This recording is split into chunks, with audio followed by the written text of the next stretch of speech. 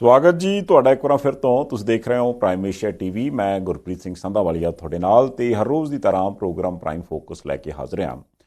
ਇਸ ਪ੍ਰੋਗਰਾਮ 'ਚ ਮੈਂ ਤੇ ਪਰਮਵੀਰ ਬਾਠੂਰੀ ਹੋਈਦਾ ਜੀ, ਤੇ ਪਿਛਲੇ ਕਾਫੀ ਚਿਰ ਤੋਂ ਜਿਉਂ ਯਾਤਰਾ ਤੇ ਨਿਕਲੇ ਨੇ ਅਜੇ ਸਾਡਾ ਸੰਪਰਕ ਜਿਹੜਾ ਉਹ ਕੱਚੀ ਤਾਰ ਪਾ ਕੇ ਹੁੰਦਾ। ਅੱਜ ਫਿਰ ਇੱਕ ਵਾਰ ਕੱਚੀ ਤਾਰ ਦੇ ਮਾਧਿਅਮ ਨਾਲ ਜੋੜਿਆ ਉਹਨਾਂ ਨੂੰ ਤੇ ਪਤਾ ਸੁਰ ਕਰਨ ਦੀ ਕੋਸ਼ਿਸ਼ ਕਰਦੇ ਹਾਂ ਵੀ ਕਿੱਥੇ ਹੈ ਤੇ ਕਿਸ ਮੁਦਰਾ 'ਚ ਹੈ ਬੰਦਾ। ਕੀ ਹਾਲ ਨੇ ਬਾਠ ਸਾਹਿਬ? ਚੜ੍ਹਦੀ ਕਲਾ ਸੰਧਾਲੀਆ ਸਾਹਿਬ, ਸਤਿ ਸ਼੍ਰੀ ਅਕਾਲ ਜੀ। ਤੁਸੀਂ ਸੁਣਾਓ ਕੀ ਹਾਲ ਚਾਲ ਨੇ? ਸਤਿ ਸ਼੍ਰੀ ਅਕਾਲ ਮਹਾਰਾਜ, ਬਸ ਠੀਕ ਆ, ਜੀਵਨ ਚੱਲੀ ਜਾ ਰਿਹਾ, ਤੁਰਿਆ ਜਾ ਰਿਹਾ। ਆਪ ਜੀ ਦੀ ਉਡੀਕ ਕੀਤੀ ਜਾ ਰਹੀ ਆ। ਤੁਸੀਂ ਤੇ ਕਹਿੰਦੇ ਹੈ ਜਹਾਜ਼ ਦੀ ਟਿਕਟ ਲੈ ਲਈ ਤੇ ਫਿਰ ਕਹਿੰਦੇ ਵੀ ਇਹ ਕੰਡਕਟਰ ਨੇ ਚੜ੍ਹ ਨਹੀਂ ਦਿੱਤਾ, ਕਹਿੰਦਾ ਵੀ ਸਵਾਰੀਆਂ ਪੂਰੀਆਂ ਹੋਈਆਂ।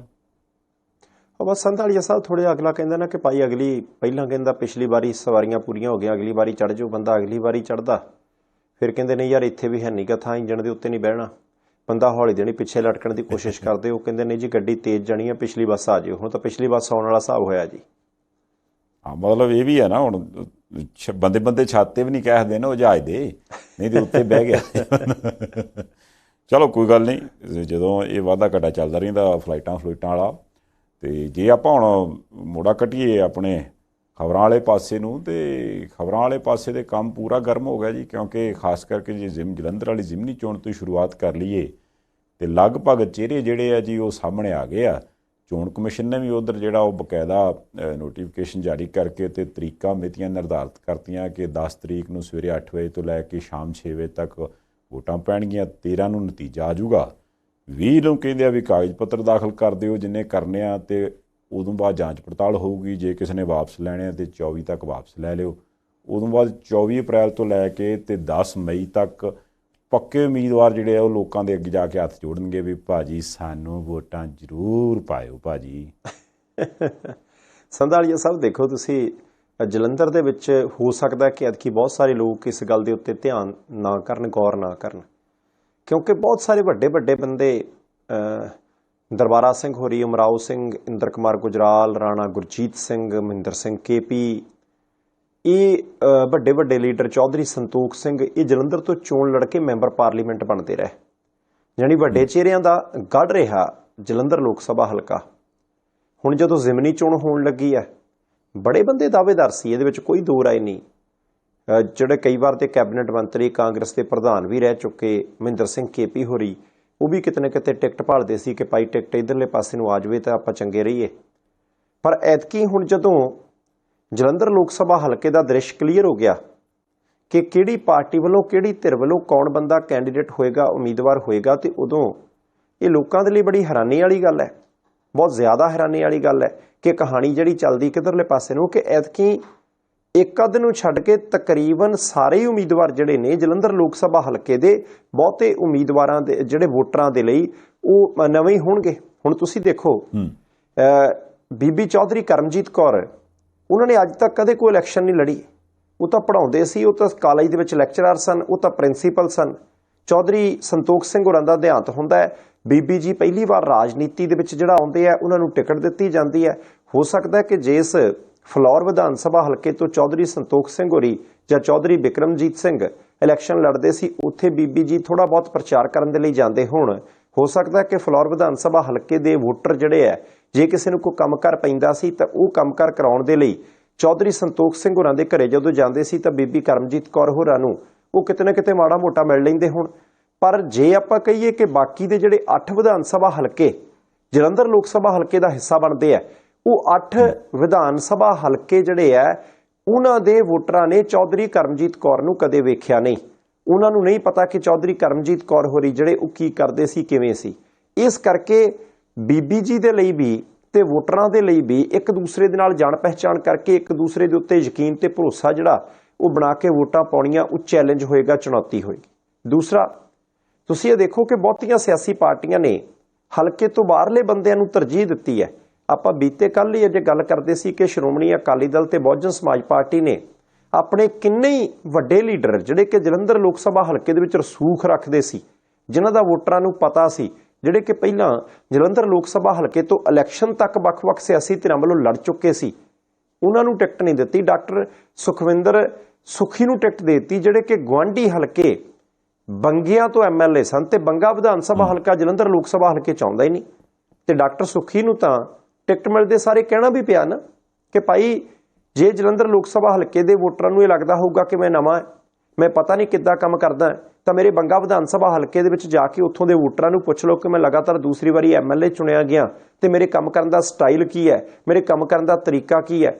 ਤੀਸਰੇ ਨੰਬਰ ਦੇ ਉੱਤੇ ਹੁਣ ਭਾਰਤੀ ਜਨਤਾ ਪਾਰਟੀ ਨੇ ਜਿਸ ਤਰੀਕੇ ਲੇਟ ਥੋੜਾ ਜਿਹਾ ਕਰਕੇ ਆਪਣਾ ਉਮੀਦਵਾਰ ਐਲਾਨਿਆ ਇੰਦਰ ਇਕਬਾਲ ਸਿੰਘ ਅਟਵਾਲ, ਹੁਣ ਇੰਦਰ ਇਕਬਾਲ ਸਿੰਘ ਅਟਵਾਲ ਨੂੰ ਉਹਨਾਂ ਨੇ ਉਮੀਦਵਾਰ ਐਲਾਨ ਦਿੱਤਾ, ਪਰ ਉਹਨਾਂ ਦਾ ਵੀ ਜਲੰਧਰ ਲੋਕ ਸਭਾ ਹਲਕੇ ਦੇ ਨਾਲ ਕੋਈ ਲੈਣਾ ਦੇਣਾ ਨਹੀਂ।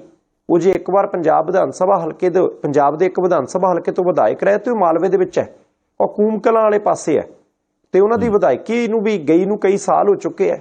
ਹੁਣ ਹਾਲਾਂਕਿ ਹੋ ਸਕਦਾ ਕਿ ਕੋਈ ਨਾ ਕੋਈ ਕਨੈਕਸ਼ਨ ਇਸ ਤਰੀਕੇ ਜੋੜਨ ਦਾ ਯਤਨ ਕੀਤਾ ਜਾਏ ਕਿ ਭਾਈ ਵੱਡੇ ਅਟਵਾਲ ਸਾਹਿਬ ਚਰਨਜੀਤ ਸਿੰਘ ਅਟਵਾਲ ਹੋਰਾਂ ਨੇ ਇੱਥੋਂ ਇਲੈਕਸ਼ਨ ਲੜੀ ਸੀ ਤੇ ਉਹਨਾਂ ਨੇ ਵੋਟਾਂ ਚੰਗੀਆਂ ਲਈਆਂ ਸੀ, ਉਦੋਂ ਅਟਵਾਲ ਛੋਟੇ ਅਟਵਾਲ ਹੋਰੀ ਪ੍ਰਚਾਰ ਕਰਨ ਆਉਂਦੇ ਸੀ। ਪਰ ਸਿੱਧੇ ਤੌਰ ਦੇ ਉੱਤੇ ਜੇ ਕਹੀਏ ਕਿ ਅਟਵਾਲ ਸਾਹਿਬ ਦੀ ਕਰਮ ਭੂਮੀ, ਸਿਆਸੀ ਤੌਰ ਦੇ ਉੱਤੇ ਕਰਮ ਭੂਮੀ, ਕੰਮ ਕਰਨ ਦਾ ਥਾਂ ਜਿਹੜਾ ਉਹ ਜਲੰਧਰ ਲੋਕ ਸਭਾ ਹਲਕੇ ਦਾ ਕੋਈ ਵੀ ਵਿਧਾਨ ਸਭਾ ਹਲਕਾ ਹੈਗਾ ਤਾਂ ਇਦਾਂ ਕੋਈ ਨਹੀਂ। ਹਾਂ, ਆਮ ਆਦਮੀ ਪਾਰਟੀ ਦੇ ਸੁਸ਼ੀਲ ਰਿੰਕੂ ਸਾਹਿਬ ਉਹ ਜ਼ਰੂਰ ਜਲੰਧਰ ਲੋਕ ਸਭਾ ਹਲਕੇ ਦਾ ਹਿੱਸਾ ਹੈ, ਪਰ ਉਹ ਵੀ ਜਦੋਂ ਕਿਸੇ ਵੀ ਥਾਂ ਦੇ ਉੱਤੇ ਜਾਣਗੇ, ਪਿੰਡ ਸ਼ਹਿਰ ਜਾਂ ਕਸਬੇ 'ਚ ਜਾਣਗੇ, ਕਿਸੇ ਪ੍ਰੈਸ ਕਾਨਫਰੰਸ ਨੂੰ ਸੰਬੋਧਨ ਕਰਨਗੇ ਜਾਂ ਕਿਤੇ ਲੋਕਾਂ ਦੇ ਸਵਾਲਾਂ ਦੇ ਜਵਾਬ ਦੇਣਗੇ, ਤਾਂ ਉਹਨਾਂ ਦੇ ਲਈ ਵੀ ਚੁਣੌਤੀ ਛੋਟੀ ਨਹੀਂ ਕਿ ਭਾਈ ਕੱਲ ਤੱਕ ਉਹ ਕਾਂਗਰਸ ਦੇ ਵਿੱਚ ਸਨ, ਫਿਰ ਆਮ ਆਦਮੀ ਪਾਰਟੀ 'ਚ ਆ ਗਏ, ਆਉਂਦੇ ਹੀ ਆਮ ਆਦਮੀ ਪਾਰਟੀ ਨੇ ਟਿਕਟ ਜਿਹੜੀ ਹੈ ਉਹ ਦੇ ਕਿਵੇਂ ਦਿੱਤੀ। ਸੋ ਚੈਲੰਜ ਸਾਰਿਆਂ ਲਈ ਨੇ, ਪਰ ਜਲੰਧਰ ਲੋਕ ਸਭਾ ਹਲਕੇ ਦੇ ਜਿਹੜੇ ਵੋਟਰ ਨੇ ਉਹਨਾਂ ਦੇ ਲਈ ਬਹੁਤੇ ਉਮੀਦਵਾਰ ਵੱਡੀਆਂ ਸਿਆਸੀ ਪਾਰਟੀਆਂ ਦੇ, ਵੱਖ-ਵੱਖ ਸਿਆਸੀ ਪਾਰਟੀਆਂ ਦੇ ਨਵੇਂ ਨੇ। ਹਲੇ ਪੂਰੇ ਨਵੇਂ ਆ। ਦੇਖੋ ਆ ਜਿਹੜਾ ਇੰਦਰ ਇਕਬਾਲ ਅਟਵਾਲ ਹੋਰਾਂ ਵਾਲਾ ਫੈਸਲਾ ਇਹ ਤੇ ਇਦਾਂ ਜਾਪਦਾ ਕਿ ਜਿੱਦਾਂ ਲਿਖ ਲਿਆ ਗਿਆ ਸੀਗਾ ਤੇ ਉਸ ਤੋਂ ਬਾਅਦ ਜਿੱਦਾਂ ਨਹੀਂ ਹੁੰਦਾ ਵੀ ਆਪਾਂ ਜੇ ਵਿਆਹਾਂ ਵਾਲੀ ਉਦਾਹਰਨ ਦੇ ਲਈਏ ਤੇ ਕਿਸੇ ਵੇਲੇ ਹੁੰਦਾ ਵੀ ਯਾਰ ਫਲਾਣਾ ਹੈ ਉੱਠੀਏ, ਫਿਰ ਹੁਣ ਯਾਰ ਮੁੜ ਕੇ ਫਿਰ ਰਾਸ਼ ਹੋ ਜਾਣਾ, ਉਹ ਸ਼ਗਨ ਦੇ ਪੈਸੇ ਜੇ ਉੱਤੇ ਪਾ ਕੇ ਸਟੇਜ ਤੇ ਫੋਟੋ ਲਵਾ ਲਿਆਈਏ ਤੇ ਉਹ ਬੰਦਾ ਜਦੋਂ ਉੱਠ ਕੇ ਤੁਰਨ ਲੱਗਦਾ ਤੇ ਉਹ ਅਚਾਨਕ ਵੇਂਦਾ ਵੀ ਯਾਰ ਉਹ ਲੈਣ ਤੇ ਲੱਗ ਗਈ ਆ ਤੇ ਪਤਾ ਨਹੀਂ ਹੁਣ ਕੀ ਬਣੇ, ਚੱਲ ਇੱਦਾਂ ਘਰੌਲੀ ਜੀ ਮਰੋੜ ਕੇ ਕੋਰਟ ਦੀ ਜੇਬ 'ਚ ਪਾ ਲਾ ਤੇ ਫਿਰ ਚੱਲਦੇ ਆ। ਉਹ ਜਿੱਦਾਂ ਮੈਨੂੰ ਲੱਗਦਾ ਵੀ ਫੈਸਲਾ ਕੋਰਟ ਦੀ ਜੇਬ 'ਚ ਮਰੋੜ ਕੇ ਪਾ ਲਿਆ ਉਦਣ ਦਾ, ਕਿਉਂਕਿ ਜਿਹੜਾ ਉਹਨਾਂ ਨੂੰ ਉਚੇਚੇ ਤੌਰ 'ਤੇ ਸ਼ਾਮਲ ਕਰਾਇਆ ਗਿਆ ਸੀ, ਚਰਚਾਵਾਂ ਤੇ ਉਦੋਂ ਹੀ ਚੱਲ ਪਈਆਂ ਸੀਗੀਆਂ ਵੀ ਅਕਾਲੀ ਦਲ 'ਚੋਂ ਬੰਦਾ ਪੁੱਟ ਕੇ ਜੇ ਬੀਜੇਪੀ ਨੇ ਲਿਆਂਦਾ ਤੇ ਇਹਦੇ ਪਿੱਛੇ ਕੋਈ ਕਾਰਨ ਤੇ ਹੋਊਗਾ ਹੀ, ਨਹੀਂ ਤੇ ਜੇ ਅਨਾਊਂਸਮੈਂਟ ਕਰਨੀ ਸੀ ਤੇ ਲੋਕਲ ਜਲੰਧਰ ਹਲਕੇ ਦੇ ਵਿੱਚ ਬਹੁਤ ਸਾਰੇ ਪੁਰਾਣੇ ਲੀਡਰ ਵੀ ਸੀਗੇ ਬੀਜੇਪੀ ਦੇ ਕੋਲ, ਜਾਂ ਬਹੁਤ ਸਾਰੇ ਉਹ ਲੀਡਰ ਵੀ ਸੀਗੇ ਜਿਹੜੇ ਬੜਾ ਚਿਰ ਪਹਿਲਾਂ ਤੋਂ ਬੀਜੇਪੀ ਚੱਲ ਗਏ ਸੀਗੇ, ਉਹਦੇ 'ਚੋਂ ਕਿਸੇ ਨੂੰ ਵੀ ਟਿਕਟ ਦਿੱਤੀ ਜਾ ਸਕਦੀ ਸੀ। ਪਰ ਅਚਾਨਕ ਇੱਕ ਨਵਾਂ ਬੰਦਾ ਲਿਆਉਣਾ ਤੇ ਉਹਨੂੰ ਮੁੜ ਕੇ ਉਮੀਦਵਾਰ ਬਣਾਉਣਾ, ਇਹਦੇ ਤੇ ਹਰੇਕ ਦੀ ਅੱਖ ਟਿਕੀ ਸੀ। ਹੁਣ ਕੁੱਲ ਮਿਲਾ ਕੇ ਇਹ ਆ ਵੀ ਚੌਧਰੀ ਪਰਿਵਾਰ ਦੇ ਵਿੱਚੋਂ ਤੇ ਚੌਧਰੀ ਪਰਿਵਾਰ ਨੂੰ ਟਿਕਟ ਮਿਲ ਗਈ।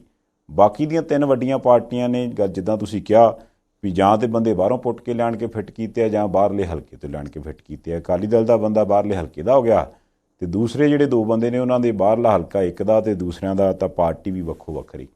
ਪਰ ਇੱਕ ਗੱਲ ਹੈ ਵਾਰ ਸਾਹਿਬ ਕਿ ਵੀ ਹੁਣ ਮੈਨੂੰ ਲੱਗਦਾ ਵੀ ਆਖਰੀ ਜਿੱਦਾਂ 6 ਮਹੀਨੇ ਵਾਲੀ ਗੱਲਬਾਤ ਹੈ, ਕੁਛ ਲੋਕ ਇਹਨੂੰ ਸੈਮੀ ਫਾਈਨਲ ਕਹਿੰਦੇ ਆ ਵੀ ਲੋਕ ਸਭਾ ਚੋਣਾਂ ਤੋਂ ਪਹਿਲਾਂ ਸੈਮੀ ਫਾਈਨਲ ਹੈ, ਕੁਛ ਲੋਕ ਇਹਨੂੰ ਆਮ ਆਦਮੀ ਪਾਰਟੀ ਦੇ ਲਈ ਇੱਕ ਕਹਿ ਲਓ ਵੱਡੀ ਚੁਣੌਤੀ ਕਹਿੰਦੇ, ਕਿਉਂਕਿ ਇੱਕ ਜ਼ਿਮਨੀ ਚੋਣ ਆਲਰੇਡੀ ਉਹ ਹਾਰ ਚੁੱਕੇ ਆ। ਉਹ ਕਹਿੰਦੇ ਵੀ ਅਸੀਂ ਚੰਗਾ ਕੰਮ ਕਰ ਰਹੇ ਹਾਂ, ਪਰ ਉਹਦੀ ਮੋਹਰ ਤਾਂ ਹੀ ਲੱਗੂਗੀ ਨਾ ਜੇ ਲੋਕ ਸਭਾ ਚੋਣ ਜਾਂ ਲੋਕ ਸਭਾ ਸੀਟ ਵੀ ਇੱਕ ਅੱਧੀ ਝੋਲੀ 'ਚ ਪਵੇ।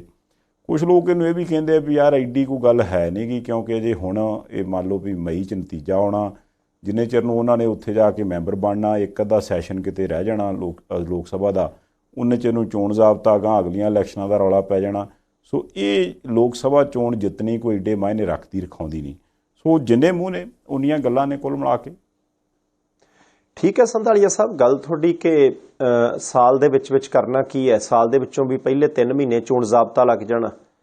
ਕੁੱਲ ਮਿਲਾ ਕੇ 8 ਮਹੀਨੇ ਦਾ ਸਮਾਂ ਹੋਏਗਾ ਮੈਂਬਰ ਪਾਰਲੀਮੈਂਟ ਜਿਹੜਾ ਵੀ ਬੰਦਾ ਜਲੰਧਰ ਲੋਕ ਸਭਾ ਹਲਕੇ ਤੋਂ ਚੋਣ ਜਿੱਤੂ, ਤੇ ਅਸੀਂ ਉਹਨੂੰ ਬੇਨਤੀ ਕਰਦੇ ਹਾਂ ਕਿ ਬਹੁਤਾ ਖਰਚ ਨਾ ਕਰਿਓ ਭਾਈ, ਜ਼ਿਆਦਾ ਰੁਪਈਏ ਨਾ ਖਰਚ ਲਿਓ ਇਸ ਇਲੈਕਸ਼ਨ ਦੇ ਉੱਤੇ, ਕਿਉਂਕਿ ਮਹੀਨੇ ਤਾਂ 8 ਮਿਲਣੇ ਆ, ਮੁੜ ਕੇ ਮੂਹਰੇ ਖਰਚਾ ਫੇਰ ਆ ਜਾਣਾ ਤੇ ਸਰਦਾ ਬੰਦਾ ਤਾਂ ਕਰ ਲਊਗਾ, ਦੂਜਾ ਬੰਦਾ ਕਰੂ ਕਿੱਥੋਂ। ਹੁਣ ਮੈਂ ਇੱਕ ਗੱਲ ਕਲੀਅਰ ਕਰ ਦਿੰਦਾ ਕਿ ਬੀਜੇਪੀ ਨੇ ਜਦੋਂ ਉਮੀਦਵਾਰੀ ਐਲਾਨੀ ਆ ਤੇ ਉਹਨਾਂ ਦੇ ਲਈ ਸੁਖਾਲਾ ਨਹੀਂ ਸੀ, ਕਿਉਂਕਿ ਇੱਥੋਂ ਪਹਿਲਾਂ ਰਜੇਸ਼ ਬਾਘੇ ਹੋਰੀ ਵੀ ਟਿਕਟ ਦਾ ਦਾਅਵਾ ਠੋਕਦੇ ਸੀ। ਇੱਕ ਹੋਰ ਜਿਹੜੇ ਉਹ ਲੀਡਰ ਜਿੰਦਰ ਸਿੰਘ ਹੋਰਾਂ ਨੂੰ ਦੂਸਰੀ ਪਾਰਟੀ 'ਚੋਂ ਲਿਆਂਦਾ ਗਿਆ ਸੀ ਤੇ ਦਾਅਵਾ ਉਹਨਾਂ ਦਾ ਵੀ ਪੂਰਾ ਸੀ ਕਿ ਟਿਕਟ ਮੈਨੂੰ ਦੇ ਦਿਓ। ਅਟਵਾਲ ਸਾਹਿਬ ਦੀ ਉਮੀਦਵਾਰੀ ਦਾ ਐਲਾਨ ਹੋਣ ਤੋਂ 3 ਘੰਟੇ ਪਹਿਲਾਂ ਤੱਕ ਸੰਧਾਲੀਆ ਸਾਹਿਬ ਇਹ ਚਰਚਾ ਸਿਖਰ ਦੇ ਉੱਤੇ ਰਹੀ ਕਿ ਇੱਕ ਹੋਰ ਸਿਆਸੀ ਪਾਰਟੀ ਦਾ ਵੱਡਾ ਲੀਡਰ ਭਾਰਤੀ ਜਨਤਾ ਪਾਰਟੀ 'ਚ ਸ਼ਾਮਲ ਹੋਣ ਜਾ ਰਿਹਾ ਤੇ ਉਹਦੇ ਤੋਂ ਬਾਅਦ ਉਹਨੂੰ ਟਿਕਟ ਅਨਾਉਂਸ ਕਰ ਦਿੱਤੀ ਜਾਊ।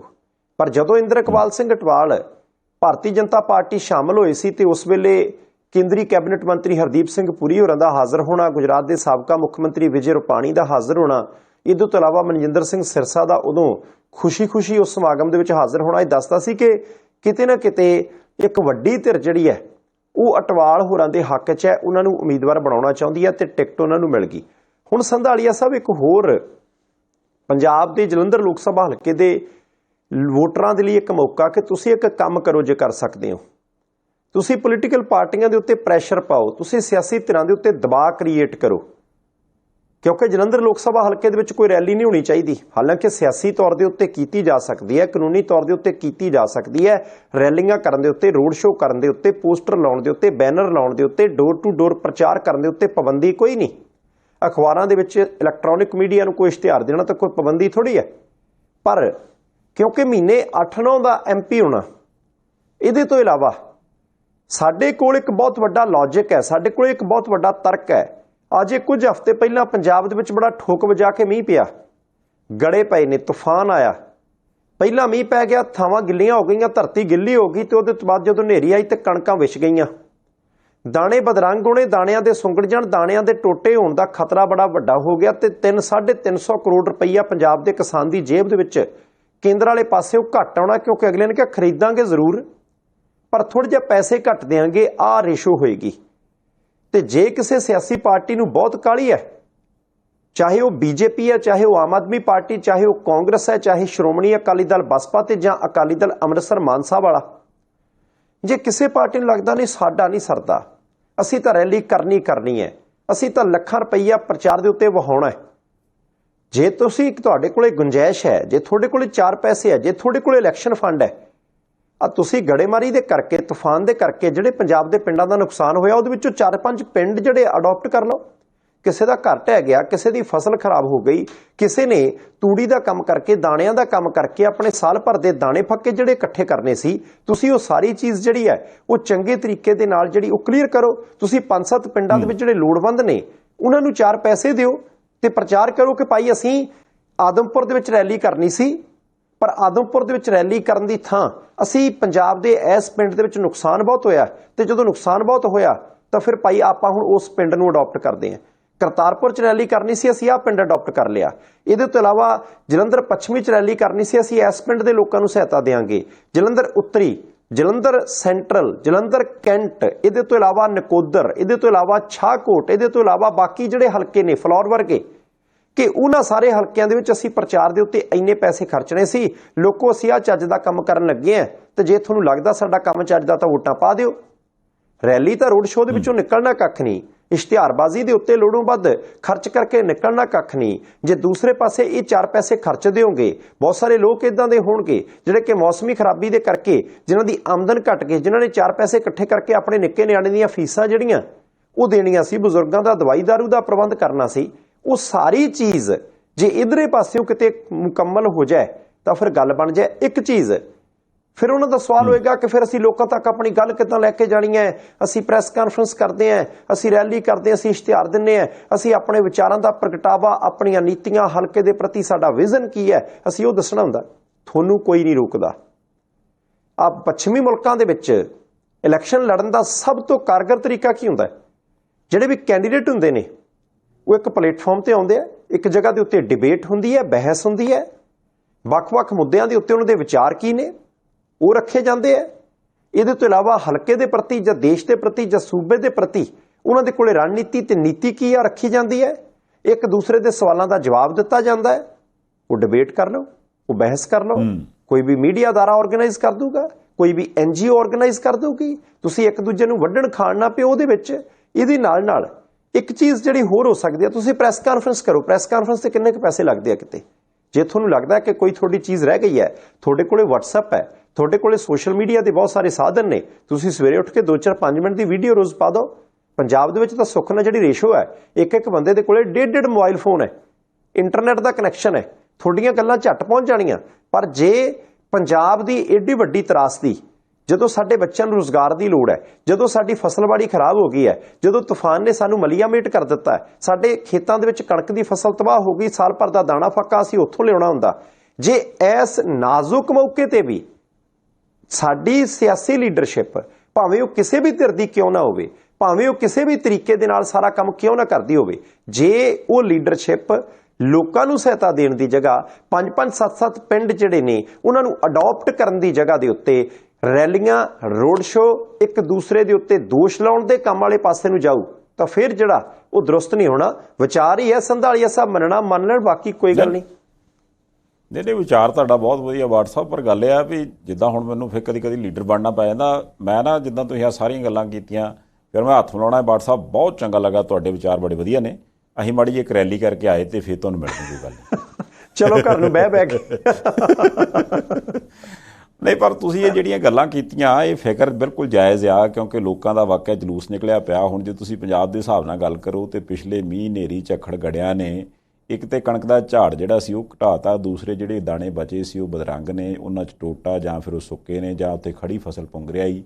ਆਸ ਉਮੀਦ ਇਹ ਸੀ ਵੀ ਸ਼ਾਇਦ ਕੇਂਦਰ ਸਰਕਾਰ ਕੋਈ ਮਾੜਾ ਮੋਟ ਬੋਨਸ ਜਿੱਦਾਂ ਪਹਿਲਾਂ ਐਲਾਨ ਦਿੰਦੇ ਹੁੰਦੇ ਆ ਵੀ 1 ਕੁਆਂਟਲ ਪਿੱਛੇ ਆਪਾਂ ਆ ਜਿਹੜਾ ਕਹਿ ਲਓ ਕਿ ਵੀ ਬੋਨਸ ਆ ਉਹ ਦਿੰਦੇ ਆ, 50 ਰੁਪਏ ਹੋ ਸਕਦਾ, 100 ਰੁਪਈਆ ਹੋ ਸਕਦਾ, ਪਰ ਉਹਦੀ ਬਜਾਏ ਐਤਕੀ 6% ਤੱਕ ਤਾਂ ਕੱਟ ਕੋਈ ਨਹੀਂ ਖਰੀਦ ਦੇ ਉੱਪਰ, ਉਦੋਂ ਉੱਪਰ 12% ਤੇ 5.5 ਅਪਰੋਕਸੀਮੇਟਲੀ 5 ਰੁਪਏ 31 ਪੈਸੇ ਤੇ ਫਿਰ 18% ਤੱਕ ਜਾਂਦਿਆਂ ਉਹ 31 ਰੁਪਏ 87 ਪੈਸੇ ਤੱਕ ਦਾ ਜਿਹੜਾ ਕੱਟ, ਵੈਲਿਊ ਕੱਟ ਸ਼ਬਦ ਆ, ਉਹਨੇ ਲੋਕਾਂ ਦੇ ਸਾਹ ਸੂਤੇ ਪਏ ਨੇ। ਕਿਸਾਨ ਜਥੇਬੰਦੀਆਂ ਜਾਂ ਆਮ ਨਾਰਮਲ ਕਿਸਾਨਾਂ ਨੂੰ ਪੁੱਛ ਕੇ ਦੇਖ ਲਓ ਤੇ ਉਹ ਕਹਿੰਦੇ ਵੀ ਆਹ ਤੇ ਚੰਗੀ ਹੋਈ ਸਾਡੇ ਨਾਲ ਵੀ ਅਸੀਂ ਇਹ ਸਾਰਾ ਕੁਝ 6 ਮਹੀਨੇ ਮਿਹਨਤ ਕੀਤੀ ਤੇ ਉਦੋਂ ਬਾਅਦ ਉਮੀਦ ਤੇ ਇਹ ਸੀ ਵੀ ਚਲੋ ਜੇ ਸਾਡਾ ਨੁਕਸਾਨ ਹੋਇਆ ਤੇ ਸਰਕਾਰ ਬਾਂਹ ਫੜੂਗੀ, ਤੇ ਸਰਕਾਰ ਨੇ ਉਲਟਾ ਸਾਨੂੰ ਆਹ ਹੁਕਮ ਸੁਣਾ ਦਿੱਤਾ ਵੀ ਹਾਂ ਭਾਈ ਠੀਕ ਹੈ ਕਣਕ ਤੇ ਤੁਹਾਡੀ ਚੁੱਕ ਲਾਂਗੇ, ਪਰ ਜਿਹੜੀ ਉਹਦੇ ਵਿੱਚ ਪਰਸੈਂਟੇਜ ਮਾੜੀ ਉਹਦਾ ਅਸੀਂ ਵੈਲਿਊ ਕੱਟ ਲੈਣਾ।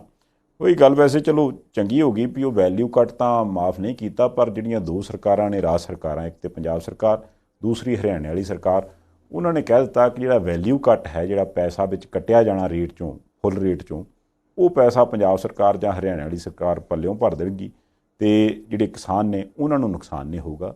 ਪਰ ਚਲੋ ਉਹ ਕੱਟ ਦਾ ਪੈਸਾ ਤਾਂ ਨਾ ਸਹੀ, ਪਰ ਜਿਹੜਾ ਝਾੜ ਘਟ ਗਿਆ ਜਾਂ ਕਹਿ ਲਓ ਕਿ ਵੀ ਅਜੇ ਮੁਆਵਜ਼ੇ ਦਾ ਵੀ ਕਈਆਂ ਥਾਵਾਂ ਦੇ ਉੱਪਰ ਰੌਲਾ ਪੈਂਦਾ ਵੀ ਮਿਲਿਆ ਨਹੀਂ, ਉਹਨੇ ਅਜੇ ਕਿਸਾਨਾਂ ਦੇ ਚਿਹਰੇ ਉੱਦਾਂ ਹੀ ਮੁਰਝਾਏ ਰੱਖੇ ਆ। ਸੰਧਾਲੀਆ ਸਾਹਿਬ ਗੱਲ ਤੁਹਾਡੀ ਠੀਕ ਹੈ, ਕਿਉਂਕਿ ਕਿਸਾਨ ਦਾ 3 ਤਰੀਕਿਆਂ ਦੇ ਨਾਲ ਨੁਕਸਾਨ ਹੋ ਗਿਆ ਸੀ ਜਾਂ ਹੋ ਜਾਣਾ ਸੀ। ਪਹਿਲੀ ਗੱਲ ਜਿਹੜਾ ਝਾੜ ਘਟ ਗਿਆ, ਦੂਸਰੀ ਗੱਲ ਕਿ ਮੰਡੀ ਦੇ ਵਿੱਚ ਕਿਤੇ ਰੁਲਣਾ ਤਾਂ ਨਹੀਂ ਪਊਗਾ ਜਦੋਂ ਕਣਕ ਮਿਆਰ ਤੋਂ ਥੋੜੀ ਜਿਹੀ ਹੇਠਲੇ ਦਰਜੇ ਦੀ ਹੋਊਗੀ। ਤੀਸਰਾ ਸੀਗਾ ਕਿ ਜੇ ਮੰਨ ਲਓ ਕਿ ਮੰਡੀ ਦੇ ਵਿੱਚ ਨਾ ਵੀ ਰੁਲਣਾ ਪਊ ਤਾਂ ਮੁੱਲ ਭਾਅ ਕਿੰਨਾ ਮਿਲੂ। ਹੁਣ ਉਹਦੇ ਵਿੱਚੋਂ ਇੱਕ ਗੱਲ ਦਾ ਤਾਂ ਦਾਅਵਾ ਕਰ ਦਿੱਤਾ ਸੀ ਕੇਂਦਰ ਦੀ ਸਰਕਾਰ ਨੇ, ਖੁਰਾਕ ਮੰਤਰਾਲੇ ਨੇ, ਕਿ ਭਾਈ ਘਬਰਾਓ ਨਾ, ਦਾਣਾ ਕਣਕ ਦਾ ਮੰਡੀਆਂ ਦੇ ਵਿੱਚੋਂ ਚੱਕ ਲਾਂਗੇ। ਉਹ ਰਿਸਕ ਕਵਰ ਹੋ ਗਿਆ 33%। ਫਿਰ ਉਹਦੇ ਤੋਂ ਬਾਅਦ ਰੌਲਾ ਇਹ ਸੀ ਕਿ ਭਾਈ ਜੇ ਦਾਣੇ ਸੁੰਗੜੇ ਹੋਣਗੇ, ਬਦਰੰਗ ਹੋਣਗੇ, ਕੁਆਲਿਟੀ ਉਹਨਾਂ ਦੀ ਠੀਕ ਨਹੀਂ ਹੋਊਗੀ ਤਾਂ ਰੁਪਈਆ ਟਕਾ ਜੇ ਘੱਟ ਮਿਲਿਆ ਤਾਂ ਕਿਸਾਨ ਦੇ ਪੱਲੇ ਕੀ ਪਿਆ। ਉਹ ਚਲੋ ਪੰਜਾਬ ਦੀ ਸਰਕਾਰ ਨੇ ਕਹਿਤਾ ਕਿ ਠੀਕ ਹੈ ਭਾਈ, ਮੰਨ ਲਓ ਜੇ 2000 ਰੁਪਈਆ ਪ੍ਰਤੀ ਕੁਇੰਟਲ ਕਣਕ ਦਾ ਭਾਅ ਆ, ਮੈਂ ਉਦਾਹਰਣ ਵਜੋਂ ਕਹਿ ਰਿਹਾ, ਪਰ ਜਦੋਂ ਉਹਦਾ ਸਟੈਂਡਰਡ ਦੇਖਿਆ ਜਾਊਗਾ, ਗਿੱਲ ਦੇਖੀ ਜਾਊਗੀ, ਦਾਣੇ ਦਾ ਆਕਾਰ ਦੇਖਿਆ ਜਾਊਗਾ, ਦਾਣੇ ਦਾ ਰੰਗ ਦੇਖਿਆ ਜਾਊਗਾ, ਤਾਂ ਅਗਲੇ ਕਹਿਣਗੇ ਨਹੀਂ ਜੀ ਇਹਦਾ ਤਾਂ 1900 ਰੁਪਈਆ ਮਿਲਣਾ, 100 ਰੁਪਈਆ ਪ੍ਰਤੀ ਕੁਇੰਟਲ ਘਟ ਗਿਆ। ਉਹ ਹੁਣ ਸੂਬੇ ਦੀ ਸਰਕਾਰ ਨੇ ਕਹਿਤਾ ਕਿ ਕੋਈ ਗੱਲ ਨਹੀਂ, ਉਹ 100 ਰੁਪਈਆ ਪ੍ਰਤੀ ਕੁਇੰਟਲ ਅਸੀਂ ਪੱਲਿਓਂ ਦੇ ਦੇਵਾਂਗੇ, ਕਿਸਾਨ ਨੂੰ 2000 ਦਾ 2000 ਮਿਲੂ। ਇਹਦਾ ਮਤਲਬ ਹੈ ਕਿ 33% ਰਿਸਕ ਜਿਹੜਾ ਹੋਰ ਕਵਰ ਹੋ ਗਿਆ, 66 ਹੋ ਗਿਆ। ਬਾਕੀ ਜਿਹੜਾ 33% ਜਾਂ 34% ਰਹਿ ਗਿਆ ਉਹ ਸੀ ਝਾੜ ਘਟਣ ਦਾ।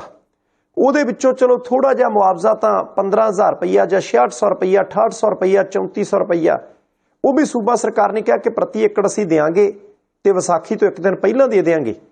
ਉਹਦੇ ਨਾਲ ਵੀ ਥੋੜਾ ਜਿਹਾ ਜਿਹੜਾ ਉਠਰਮਾ ਜਿਹਾ ਤਾਂ ਬਣੂਗਾ। ਜਾਨੀ ਕੁੱਲ ਮਿਲਾ ਕੇ ਮੈਨੂੰ ਲੱਗਦਾ ਕਿ 70% ਤੋਂ ਲੈ ਕੇ 80% ਤੱਕ ਨੁਕਸਾਨ ਜਿਹੜਾ ਕਿਸਾਨ ਦਾ ਉਹ ਕਵਰ ਹੋ ਸਕਦਾ।